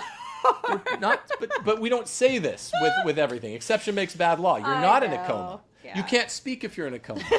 If your private parts are falling off, okay, you're part of the exception. That's a grave exception. But it's not. It's not a technical official way. Catholics are, in fact, bound to sleep with their spouses whenever insisted upon. Under only practical thing. Having lots of marital sex, husband to wife, wife to husband, is the only thing that keeps marriages together. In the ordinary sense. I'm not talking about someone who has their legs ripped off or whatever. It's incredible that we have to say this. To adults. I just... Okay, so there's a lot in here. And this was, again, as we said, when we began exploring other videos of his, just to get an idea, what is the context, let's make sure we're representing correctly, we came across this video. A lot of concerns. Now, and I want to say again, just off the bat, I want to make sure I state this: the scandal of husband and wife on a public live YouTube discussing those topics. And I've said this. We've talked about this, Jesse, you and I. But it's like, the root word for sacrament, right? In the Latin, is where we get the word mystery, and I feel like it robs the mystery of the sacrament by just talking so in a cavalier way about these types of topics and the terms that are used. But the salient point being, look at the examples that they're giving regarding the marital debt, right? They're in a coma, certain body parts are falling off, their legs are torn off, okay? And another part of somebody being hit by a car or a bus. Stephanie, in her book, actually says on page 197, spouses are not allowed to, without just reason, deny the other the satisfaction of the marital debt. This applies to both the husband and wife equally. So, and there she says, without a just reason. Here's my point. Because they quote Aquinas a lot too. And that's a fair reading, without a just reason. The problem I have is how they interpret and apply just reason. And they take it to these crazy extremes of like, well, unless you're in a coma, that's basically, you're in mortal sin if you say no for any reason whatsoever. And this is the part that worries me because, again, it gives the idea, because the pressure is being put all on the women in this emphasis, right? And what it does is, again, is put women in this position of, if you're not doing X, Y, or Z for your man, okay, you're sinning in your vocation. Without even trying to delve into the whole deeper thing of, are there other things going on? Health reasons, okay, stress reasons. Are there things in the marriage where there's issues that the wife is experiencing that require the husband to see a spiritual director, get some help, go on a marriage retreat? There's all sorts of dynamics that have to be looked at, and that more properly are suited for marriages in the context of a spiritual direction with their priest, with their confessor. A husband that loves his wife doesn't enter into it with the mentality of, hey, I want this, I need it, you're giving it because I said so, or else you're in sin. That's not how a husband thinks. And if a wife responds with, there's, for whatever reason, an issue for some reason, a good husband wants to see, okay, what's going on? Like, are you okay? What's happening? It's not this cold cut and dry of like, hey, you know what? You're what the church says. You owe me the debt, or otherwise you're in mortal sin. You're offending God. It's that whole approach they have to it that really kind of upsets me. But before I get into the Aquinas part, what were your thoughts on that? Oh, I have a lot of thoughts on that section.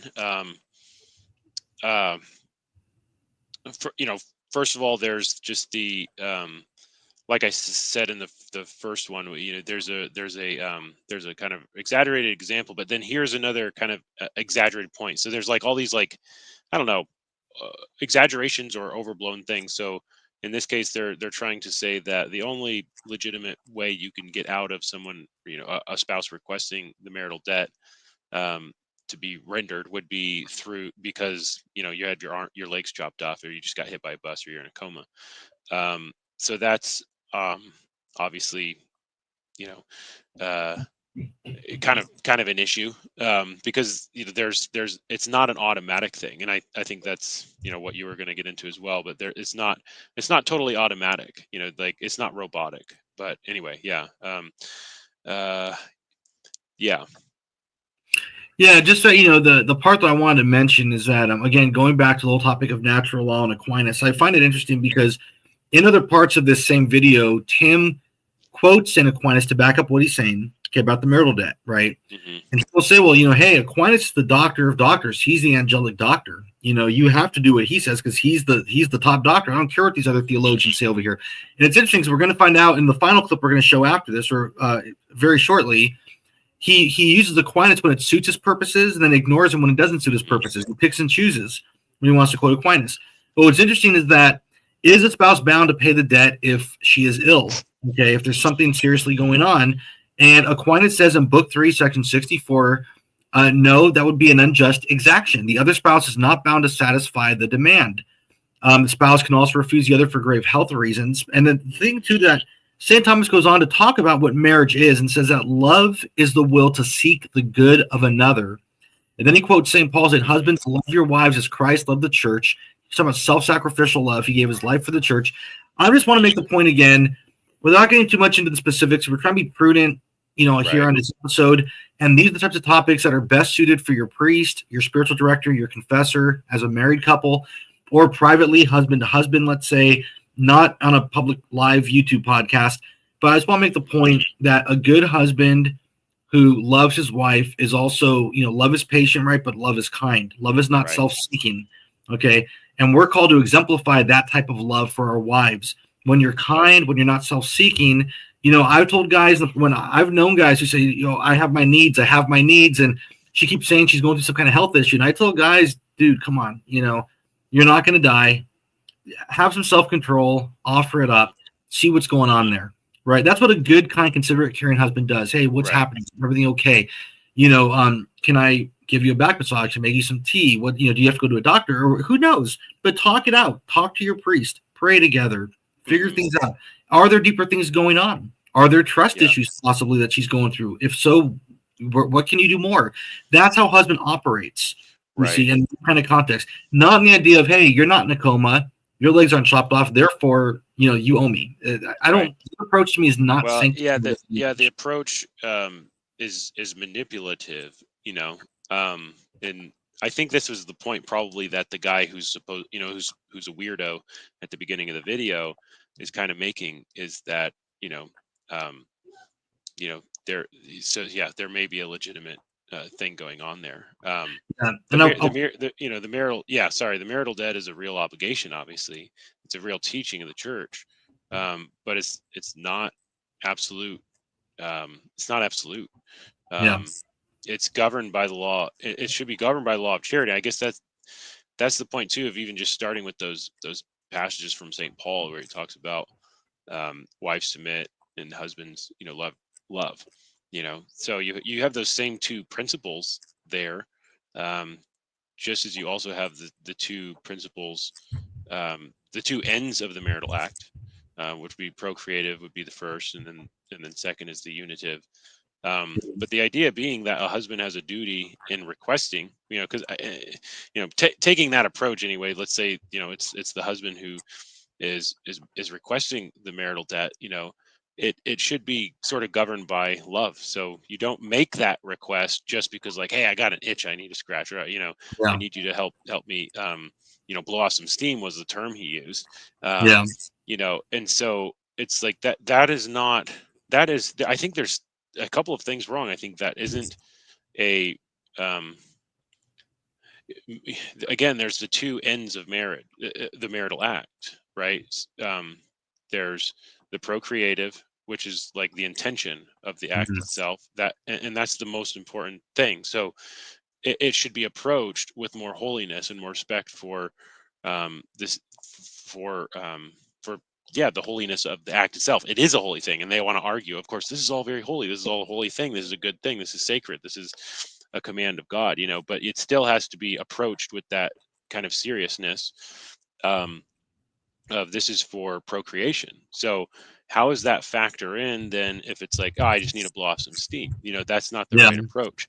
If you feel like you need to blow off some steam, or if you're feeling, there, an urge that, like, as they're saying, they're right in saying that men do have those urges more than women. They're built differently, but you have to subordinate that to the law of love, which is your duty. Your duty is to love. So you have to check in. You have to see how your wife's doing, and then really it has to be an act that you both go into with like the seriousness of this is for the procreation of children, and then there's and then everything else is flowing after that, and I think that's got kind of lacking from their discussion, which is why it's probably imprudent for them to be discussing it to begin with, because they're bound to make a whole host of mistakes even while they're saying many true things. And it's just like these conversations, as you said to begin with, right off the bat shouldn't even be happening, just causes a lot of confusion, and not every scenario or it's the same. There's, as you said, there's health,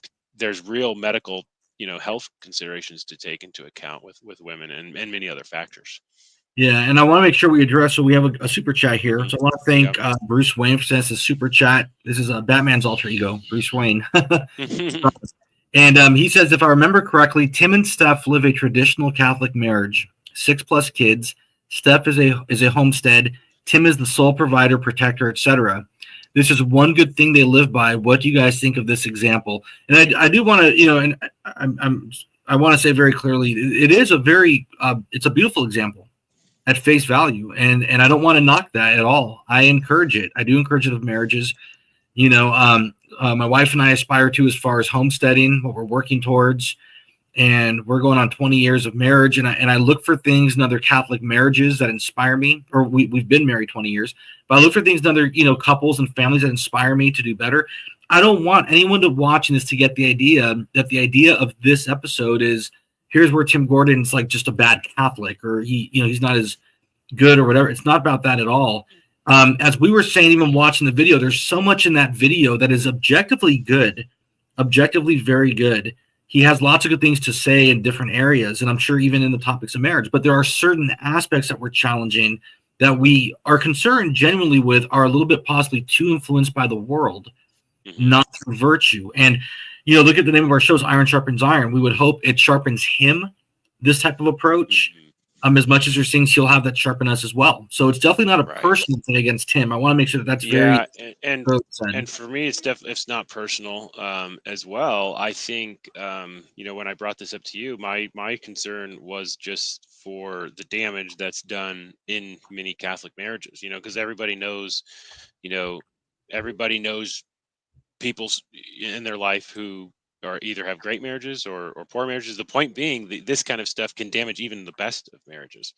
I think, because if you get these ideas in your head about, really what a woman is, and then you start having this high expectation, that's when there can start to be a lot of dissatisfaction in a marriage, because you have a false expectation.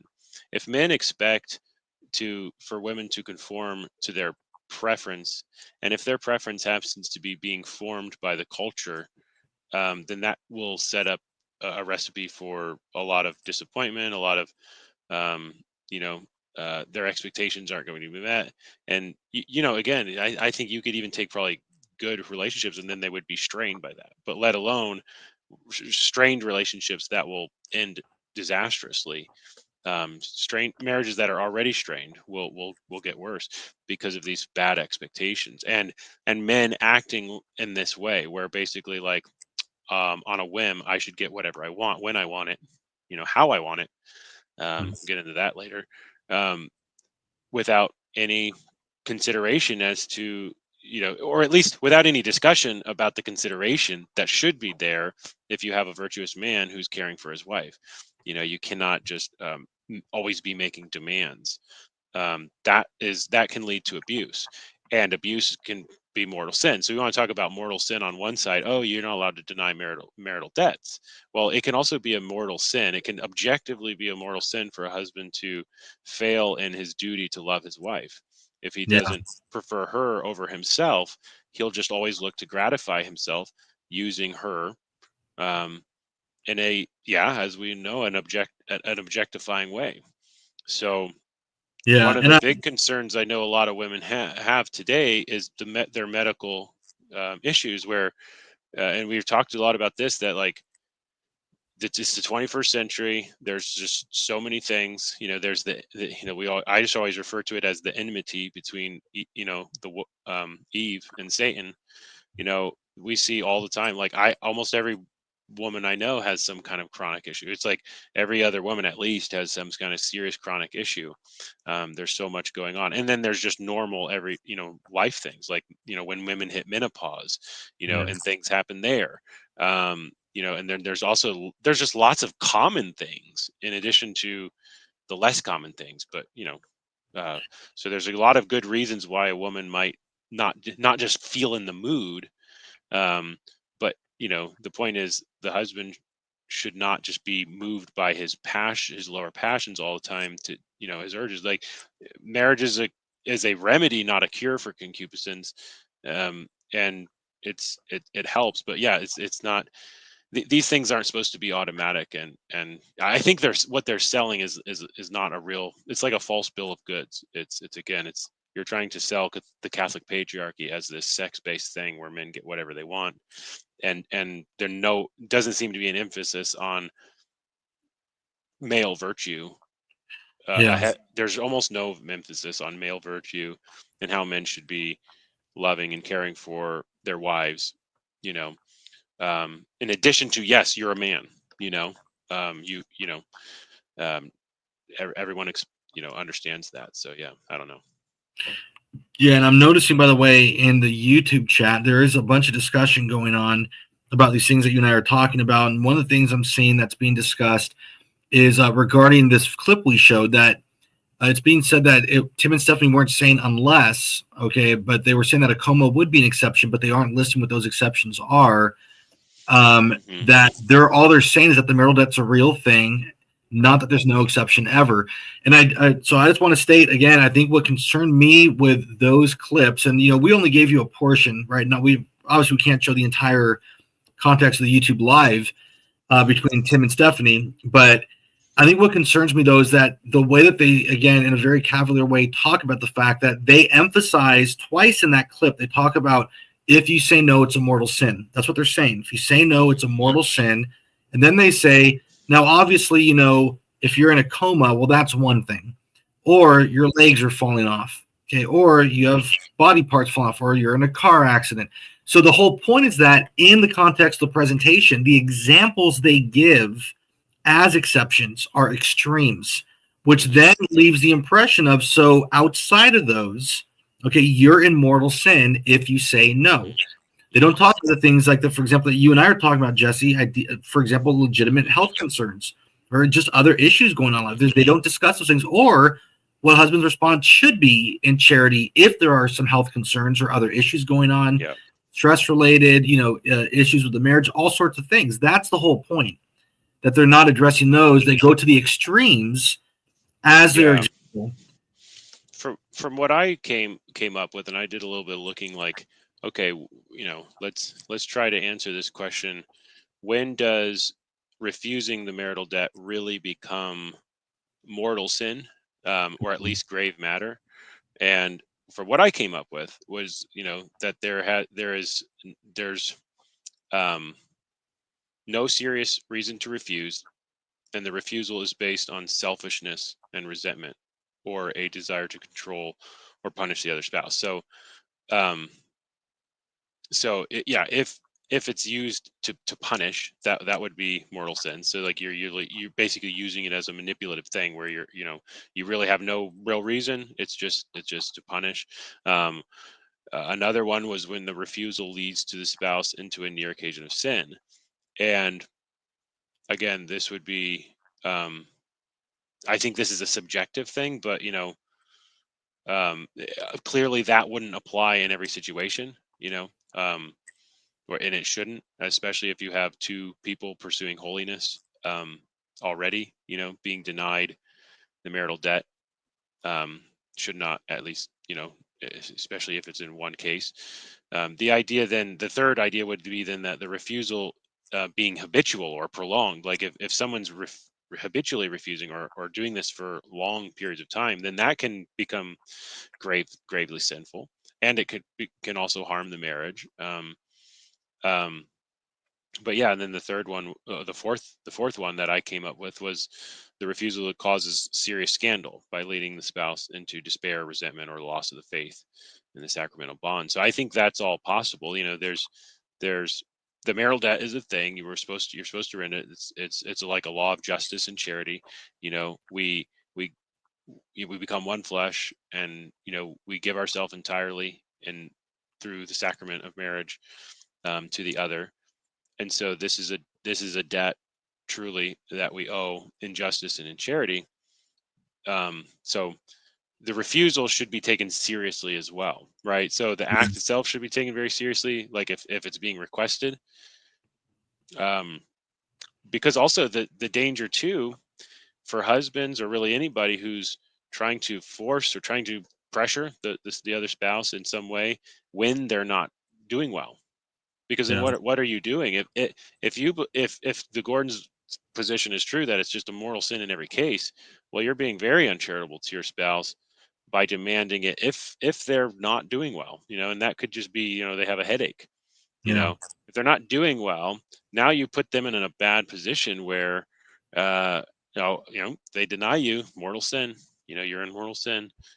That wasn't a serious enough reason. Your legs aren't chopped off. You haven't gotten hit by a bus. You just have a headache. So you say, Well, especially because that's not loving. That's failure in charity. Probably that's a sin. So, that would be my thought. Is there's a sin on both sides here. If you're pressuring your spouse, and they're not doing well legitimately. So yeah, and I think too it's important as well to explain the nuance of the whole thing of the health issues, because so again, they give these extreme examples of when it's okay to say no, but they do talk about in their video the whole thing about I'm tired, I'm not in the mood, and this doesn't count. And I just think again it's much more nuanced now, which is why it should be discussed in the context with a priest. Or if there are some genuine health issues, go see a doctor, and let's see what's going on. Either way, husband should be caring and considerate, because if it comes down to tiredness or mood, it's like, okay, are there issues with libido? Is that due to dietary issues? Is it due to medication you're taking? Is it due to stress in your life? Is it due to family issues? Is it due to financial stress? All sorts of things can cause these types of things. Right. Are there issues with, arguments or distrust within the marriage due to possible infidelities when it comes to pornography? I've seen that happen to married couples. It's like all sorts of things. So you can't just discount you're not allowed to say you're not in the mood. Otherwise you're saying it's deeper than that. That's all. The whole point I'm trying to make is that the health issues that they do talk about, they use extreme examples when discussing, oh yeah, of course, health has to be factored in, but then they use these extreme examples of what they mean by that, and not factor in the real day-to-day things that people go through in real life that are best properly suited for doctors, therapists, priests, all those types of things. So, I know like on the YouTube chat, for example, it's being said, it says that we're ignoring the fact that they said explicitly that they weren't listing exceptions. Exceptions are by definition not the usual. They were talking about the rule, not the exceptions. And, again, I'm saying that if you check out the context of what they talk about when it comes to marital, they do actually bring up exceptions. Yeah. Yeah, they bring up exceptions only to mock the idea that there's exceptions, and then they say we're not going to talk about exceptions. So really, they should have talked about exceptions, because they brought up a few and they gave you the impression that really there's just these crazy exceptions: getting hit by a bus, having your legs chopped off, you're in a coma. So that's mockery. So you're mocking the idea that there's any kind of legitimate, normal, even normal reason, normal, almost everyday life reason, probably. Those are the examples that used. They don't bring up examples like, are there things going on that are causing issues right now pertaining to health or stress or not feeling? I mean, are they medical? Are they spiritual? Are they emotional? Right. Those are legitimate things that have to be looked into, you see. And a good husband cares about those things. Yeah. And I think that's what the conversation should be about. If you're talking about the patriarchy, let's talk about male virtue and how husbands should treat their wives. Let's talk about the hard stuff. Let's do hard things. Let's not just make it a cakewalk and say, hey, come be Catholic. It's super cool. We got a patriarchy. We have sex as much as we want. Women do whatever we tell them to do. They can't say no to us. How is that the Catholic patriarchy? That's nonsense. That's total crap.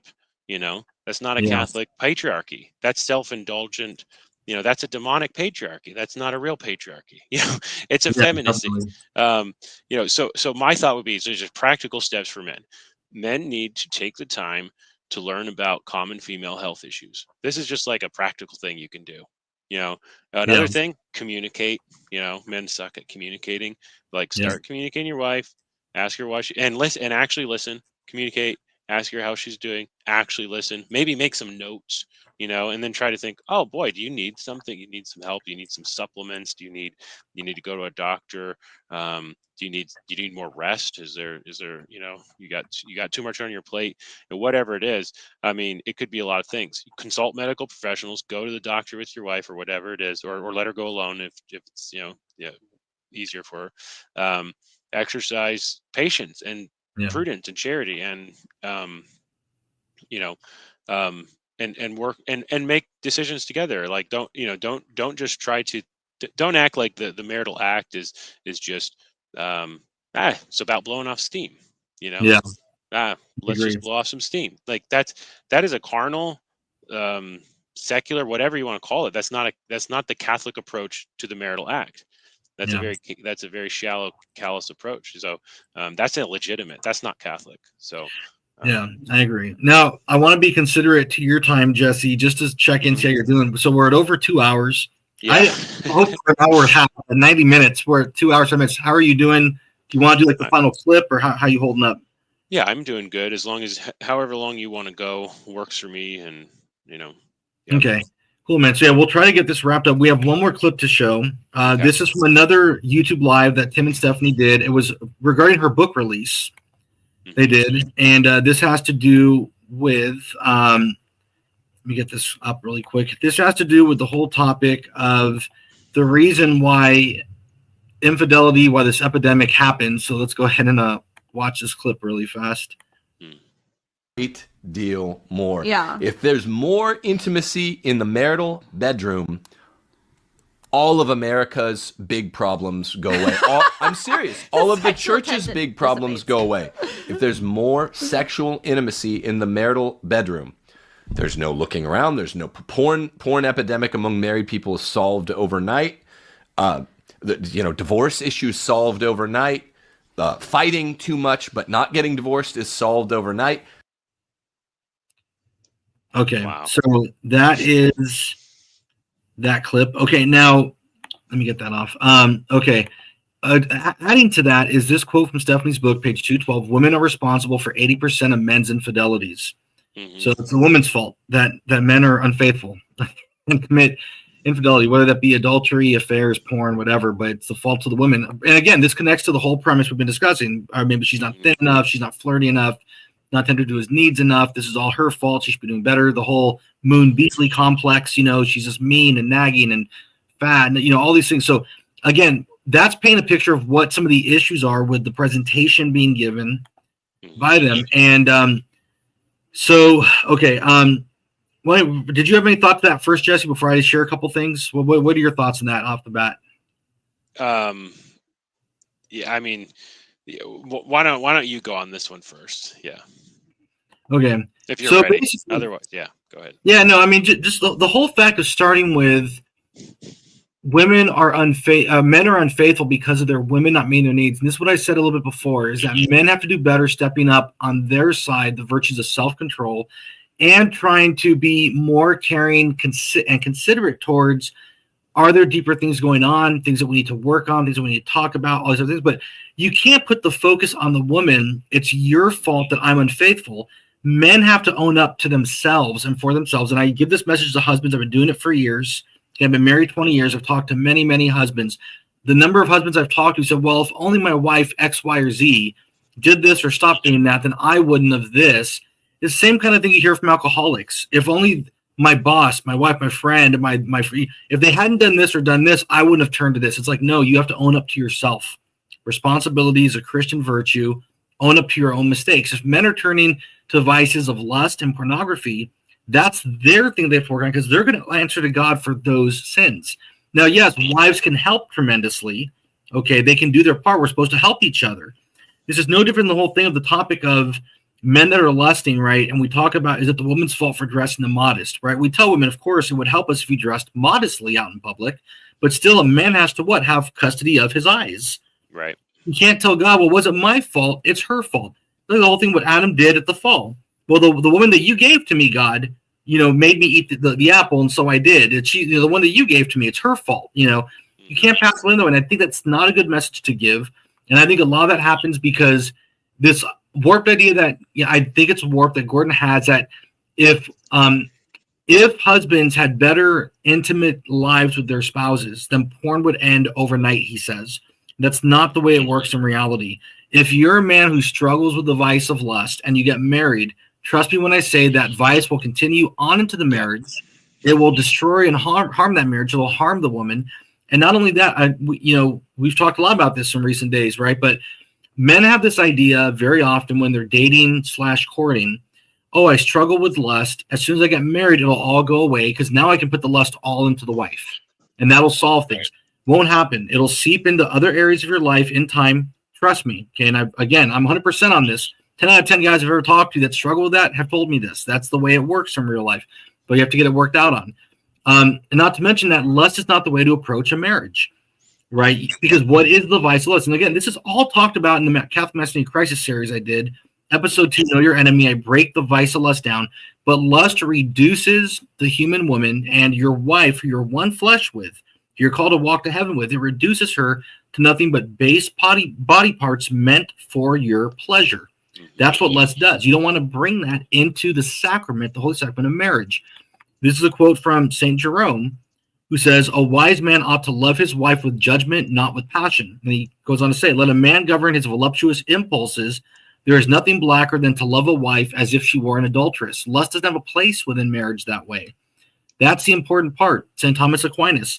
Since the man who is too ardent a lover of his wife acts counter to the good of marriage if he uses her indecently, although he be not unfaithful, he may be called an adulterer. Okay, so these are things, again, lust itself has to be uprooted in the heart of the man, and especially in the context of marriage.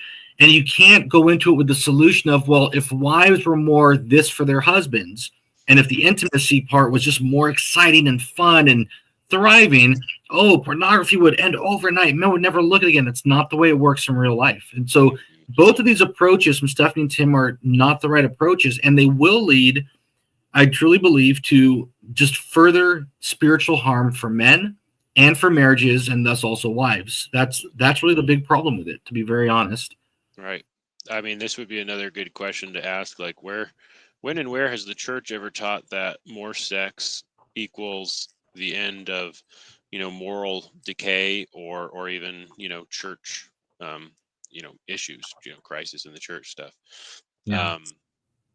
I know that it's just not the case. The problem with Catholic marriage is not the lack of sex, most likely, but it would probably come down with sacrificial leadership, and submission of the wife. The two working together. And I definitely don't want to come across as saying like, oh, it's just going to be men alone can fix these problems, because marriage it's two people. It's, it really doesn't work if it's just one person. It's no longer a marriage in a certain sense. So, but again, if we're talking about marriage as in two people pursuing holiness, then what's going to fix that marriage? A lot of sex, or living self-sacrificially? Living self-sacrificially will definitely include, the marital intimacy. It's not going to exclude that or whatever, but it's the emphasis of being sex is going to fix all the world's problems is actually, in a certain sense, it's kind of like antithetical to actually what the church has always taught, especially in regard to the fact that, like, you take the divine, the model of the Holy Family, which is a model of virtue and chastity according to your state in life. Even though none of us are Saint Joseph, they kind of mock that idea, like, are you Saint Joseph? Are you Mary? It's interesting that they choose to kind of like mock that idea that we would hold up Joseph and Mary, the Holy Family, as our model. The church doesn't.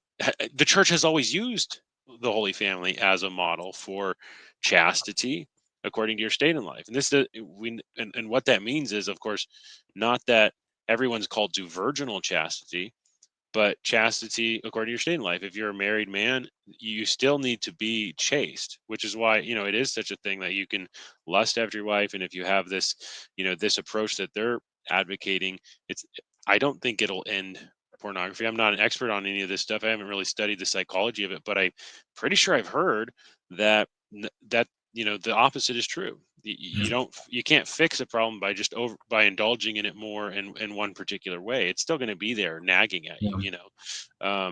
So I think the whole mindset is just encouraging the wrong kind of patriarchy. It's sort of subversive to real Catholic patriarchy, which is, the model would be the self-sacrificial nature of like the Holy Family and really all the saints. So they're chaste and holy because they self-sacrifice, because they deny themselves, and that's what both spouses are called to do. Yeah, a virtuous patriarchy with men who exemplify chivalry, right? And self-sacrificial love and all those types of things. And what I get from that last clip, and I wrote this down, was they believe that what will send porn addiction, the porn epidemic, is readily available on-demand wives, and that'll just fix the whole thing. And it doesn't work that way. Vices have to be uprooted through like legit hard work, sanctifying grace, and virtue. Otherwise, it's just going to seep into your marriage, and it'll creep in different ways. Trust me on that. I love that you brought up the Saint Joseph part, because I wrote that down too. That was important to me. I think they too loosely throw aside the idea of the Holy Family when they really are the bar for us, and they say, "How many of you are consecrated virgins or gave birth to the Lord?" It's not the point. The point is, in the Holy Family, as husbands and wives, we find every level of virtue and how to relate to one another. That's the whole thing, and that's needed to get to heaven. Saint Joseph teaches us how to be good leaders. He teaches us the true path to patriarchy through his example, his leadership, his love, his self-control, his wisdom, all these things. That's the right place to turn to, especially in areas of how chastity works in the context of marriage, all that type of stuff. It's very important. Yeah, I can't help but think that, like, these comments too, like, I know they were directed at an extreme example, probably not a good example. So in a certain sense, they are weirdos. But like this idea of like, you're the weirdos if you think differently than this. But in truth, like, you kind of have to think differently than what they're projecting, because it just really isn't consistent with like the lives of the saints. And like we said, the Holy Family, starting with that. And even just my thought was, something I thought of during this whole, last couple of weeks thinking about this stuff is, in the early church, you have like all the virgin martyrs, and many of these virgin martyrs were true examples of chastity. They were women who refused to be married, even though actually in that time it was, women were usually forced into marriages. And, the church offered women a way in incredible mercy, a way out of bad marriages. And I think actually it's sad to think that like probably that will be the case for many. That will just always be the case, for good and holy reasons, but it will also be a practical reason why many young women might look around the culture today and see how all these things, talk about the manosphere, the red pilled stuff, but then you see this, you kind of see this stuff, and it actually isn't as different as they think it is. They call out the manosphere, but here they are kind of putting all the emphasis on men getting what they want and being sexually gratified. Like that's the key to restoring Christendom and all the world's problems. It would make a lot of sense to me why women seeing this, both married women would see it and be discouraged, maybe scandalized, and really heartbroken about what's happening with with so many men falling for this stuff. And then young women who are discerning their vocation might see this and think, I could never get married, because you just don't anticipate entering into a marriage where you'll be loved, even if they're Catholic, because here are the Catholics telling you that what marriage is all about is men kind of getting what they want.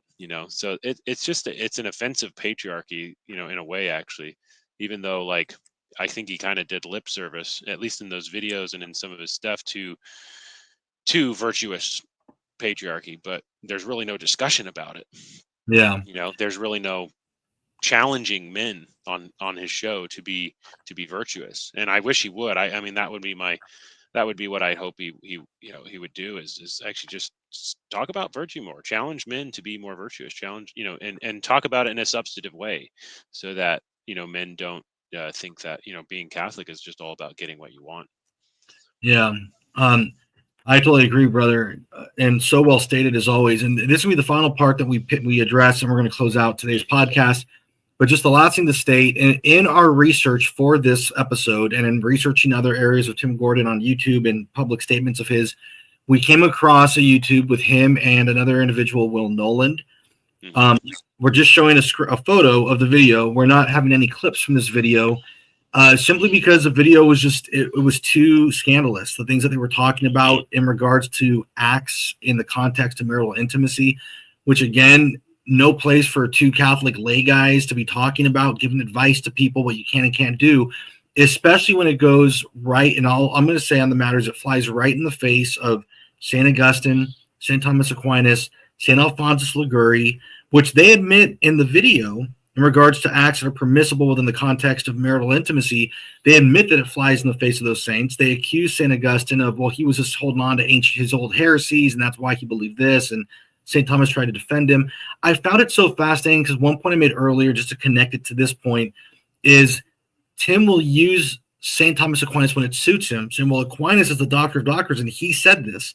But then in different contexts, on the topic of acts within the context of marital intimacy, what's allowed or not allowed, all of a sudden it's like, well, we know Aquinas said that, but he was wrong. And we have all these other scholars in the 20th century that were saying this, you see. That's the part that I found very confusing. It's very much flip-flop. It suits to one's personal desires and interests, which, again, I worry is self-seeking and selfish.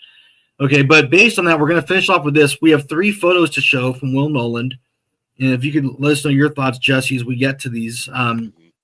This is the first one. I know this was one that you mentioned that you wanted to promote because you wanted to talk about it really quick, but he writes, but my wife won't let me lead. And then if you see the word there, please, if you have to ask her permission, you're always going to be her follower. You've fallen into the feminist frame. Do you understand? What are your thoughts to that, Jesse? My wife will let me. Well, first of all, I mean, I guess just like, using profane language again. Yeah. It's common with him and Timothy Gordon. But then the substance of this is, if you have to ask her permission, you're always going to be her follower. Well, I mean, I think there's some truth to this, right? Because if you are the head of the home and it's your choice, and really everything comes back to you having the final say, then you're not asking for permission. So I think that part is true. I think you're going to be seeking counsel, perhaps, but I don't really know if these guys really believe in that, but that would certainly be something that's legitimate. So when people say, I'm check with my wife, like you said at the beginning, there's really nothing wrong with that, and we shouldn't act like, oh, that's probably, oh, you're a feminist, you're checking with your wife. No, that's, is the wife queen of the home? Is she your bride? Are you united to her in holy, sacrament of marriage? Like, is she the one that you you've taken a vow, to care for and look after before God and before man, and are you going to be responsible? Yeah, all that stuff. It's like, yes, you in a certain sense, you kind of do have a duty to check in with your wife. So I mean, I definitely wouldn't use the word permission. Like, you don't need your wife's permission for everything, but you should check in with her.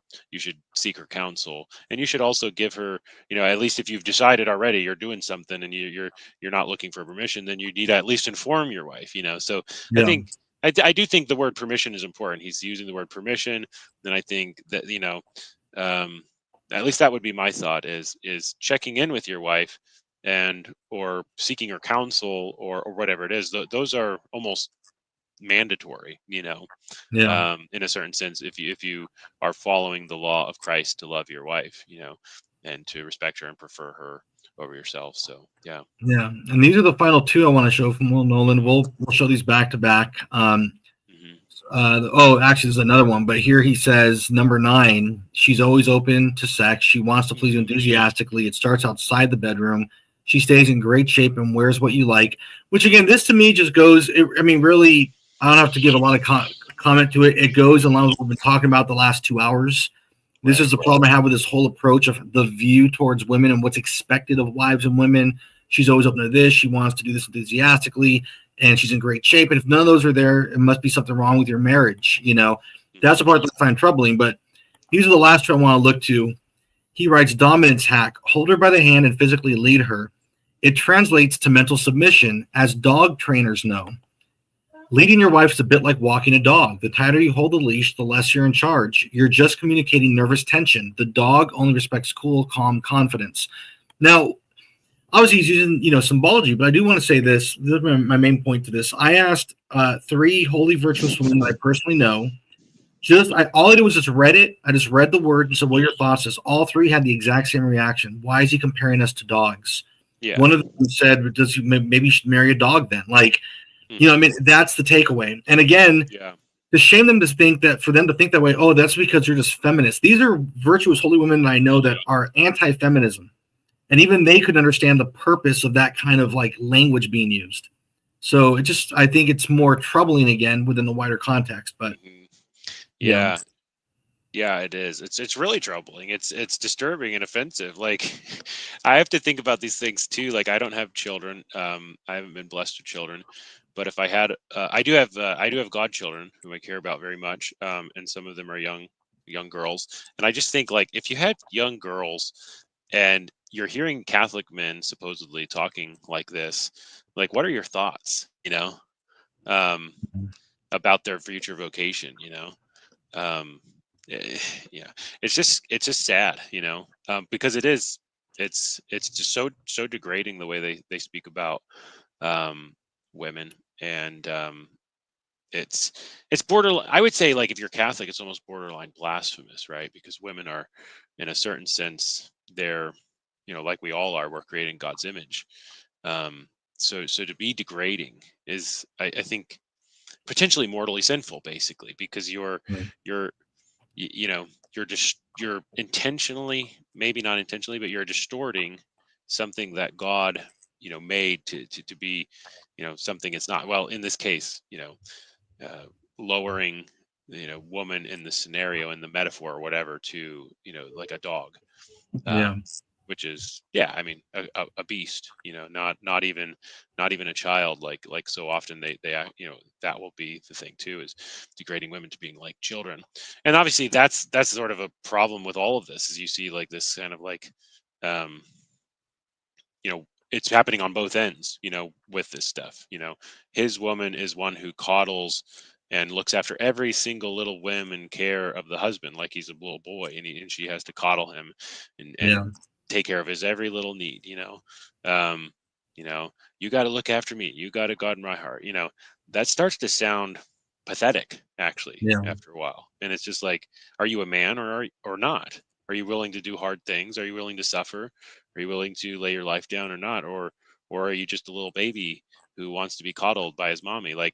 What's going on there? What kind of psychological issues do you have? Not that's where my mind goes. It's and it happens on both sides, and then you have you have men who want to turn women into like bring them down to the level of like you're a child, and then in this case you're a dog. But it's also degrading. Yeah, I agree. And by the way, I just want to say again, thanks again. 2.5 hours. I'm gonna just really quick finish up with this, and then we'll close out with a closing prayer. But on the YouTube chat, we had again, someone's trying to make the point that saying it's a sin for a woman to deny the marital act if she's depressed, saying it's a sin if they deny the marital act if she's depressed. And I just think, again, here's my message to guys, especially if you're not married yet, if you're someone who's discerning marriage or want to be married one day. But just know this: when you enter into marriage, you enter into a one flesh union sacrament with another person, and you're both in each other's lives. Your vocations get each other to heaven, to be models of virtue for each other.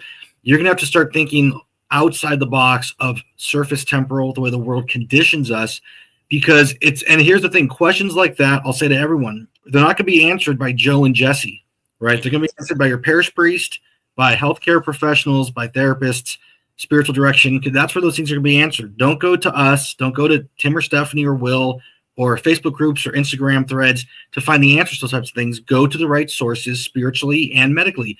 If there's depression going on, what's the deeper issue? There could be all sorts of reasons. It's a sin for someone to deny the marital act if it's done out of being vindictive, for selfish reasons. Sin is intentionally trying to offend God and offend another. It's an intentional act to offend. Okay, if there's something legit going on, and let's say it's serious, especially when you're talking about depression, because trust me, if you're like me and you've known people in your life that have committed suicide because of depression, or seen where depression can lead as far as to sad addictions and issues, there could be all sorts of things. And you don't just sweep that under the rug and say, I don't care if you're depressed. This is the marital act and you owe me. Again, it's not the way a husband thinks. So dig deeper, see what's going on. Be considerate, be patient, be kind. Love is patient, love is kind, love is not self-seeking. Embody those things for your wife to help lead her to heaven. Pray with her, see what's happening, and be the man that's trustworthy for her, that she can love, want to serve, and she can trust him, all those types of things, and get to the root of things together. Okay, don't make it so cut and dry. It's like, well, Tim said this on YouTube that you owe me, and it doesn't matter if you're depressed. You're not in a coma, right? Like we gotta get out of that mentality. That's the whole thing. That's not loving or caring or patient or kind. If there's something legit going on, see what it is. And address it with your priest. And if there's legit depression, it might require faith-based therapy or medical help, but see what's going on and be that rock for her. That's the important thing. Self-sacrificial love. That's the bedrock of the sacrament of matrimony. Yep. So on that note, man, 2.5 hours, Brother Jesse. That's amazing, brother. I'm privileged to get to talk to you all day, every day. So I'm humbled and blessed by that. But right, we may need to revisit it at some point, because I know we didn't get a chance to break down some of the video. I know we were going to avoid a lot of the details, but there's really a lot here. There's so much, yeah. And I wish I could, give more practical steps. I think especially with men are pretty practical. And when you tell a man, you have to love your wife, they often think of that as like, oh, well, either that's a very like, who knows even what that means kind of thing, or here, let me just, I go to work and I make the money and I have the house, well, that's a start, right? But, women do require more than that, actually. In fact, many women will be very, very happy with a husband who has way less, if they look after their emotional needs, as well as just listening to them and doing those things that are actually difficult for men to do. But those are the kinds of things that we're actually called to do. So having a checklist is challenging, but I think these kinds of podcasts that you get from Gordon, at least on this subject, to me, they seem completely empty of any real substance for men trying to figure out how to go about having better marriages. In fact, my thought is that they will be more harm than good. Now, there will be some women who may sort of like hear his stuff and take the challenge and to be better wives, but the patriarchy isn't going to be established by women being more thin, flirty, and submissive. It will actually be through men self-mastery, self-denial, doing the hard things, loving their families, and really loving them by preferring their good, at all times, to their own good, so yeah, not self-entitlement, not any of this stuff. That doesn't mirror the lives of the saints in any way. So yeah, amen, brother. And we'll definitely have you back on, and there's so much more to unravel, as you said. And next week, those of you watching, we're going to be doing Iron Sharpens Iron next Wednesday, same time, 5 p.m. Pacific, 8 p.m. Eastern. We're going to do a roundtable on, it's going to almost like a tie-in to tonight's, but it's going to be on the roles of husbands and wives, and in the context of marriage and duties and different things. And we're going to do a whole conversation on that. Be really good. But thank you again, Brother Jesse, for coming on. Everyone, make sure you support Jesse and follow him. Just once more to throw it up there so people know how to find you on Instagram, on YouTube, your website. But Christ is King Action, and thank you all for supporting Return the King podcast. We appreciate it. We appreciate you spending 2.5 hours with us. Please, again, like the video, subscribe to our page, share the link, get it out there, comment on it. Let's get this information out there. And with that, let's close with a prayer. In the name of the Father, the Son, the Holy Ghost. Amen. O Saint Joseph, whose protection is so great, so prompt, so strong before the throne of God, we place in thee all our interests and desires. Do assist us by thy powerful intercession, and obtain for us from thy divine Son all spiritual blessings through Jesus Christ our Lord, so that, having engaged here below thy heavenly power, we may offer our thanksgiving and homage to the most loving of fathers. Saint Joseph, we never weary contemplating thee and Jesus asleep in thy arms. We dare not approach while he reposes near thy heart. Press him in our name and kiss his fine head for us, and ask him to return that kiss when we draw our dying breath. Saint Joseph, patron of dying souls, pray for us. Jesus, Mary, and Joseph, we love you. Save souls. In the name of the Father, the Son, the Holy Ghost. Amen. Amen. All right. God bless Awesome. all of you, and thank you for watching.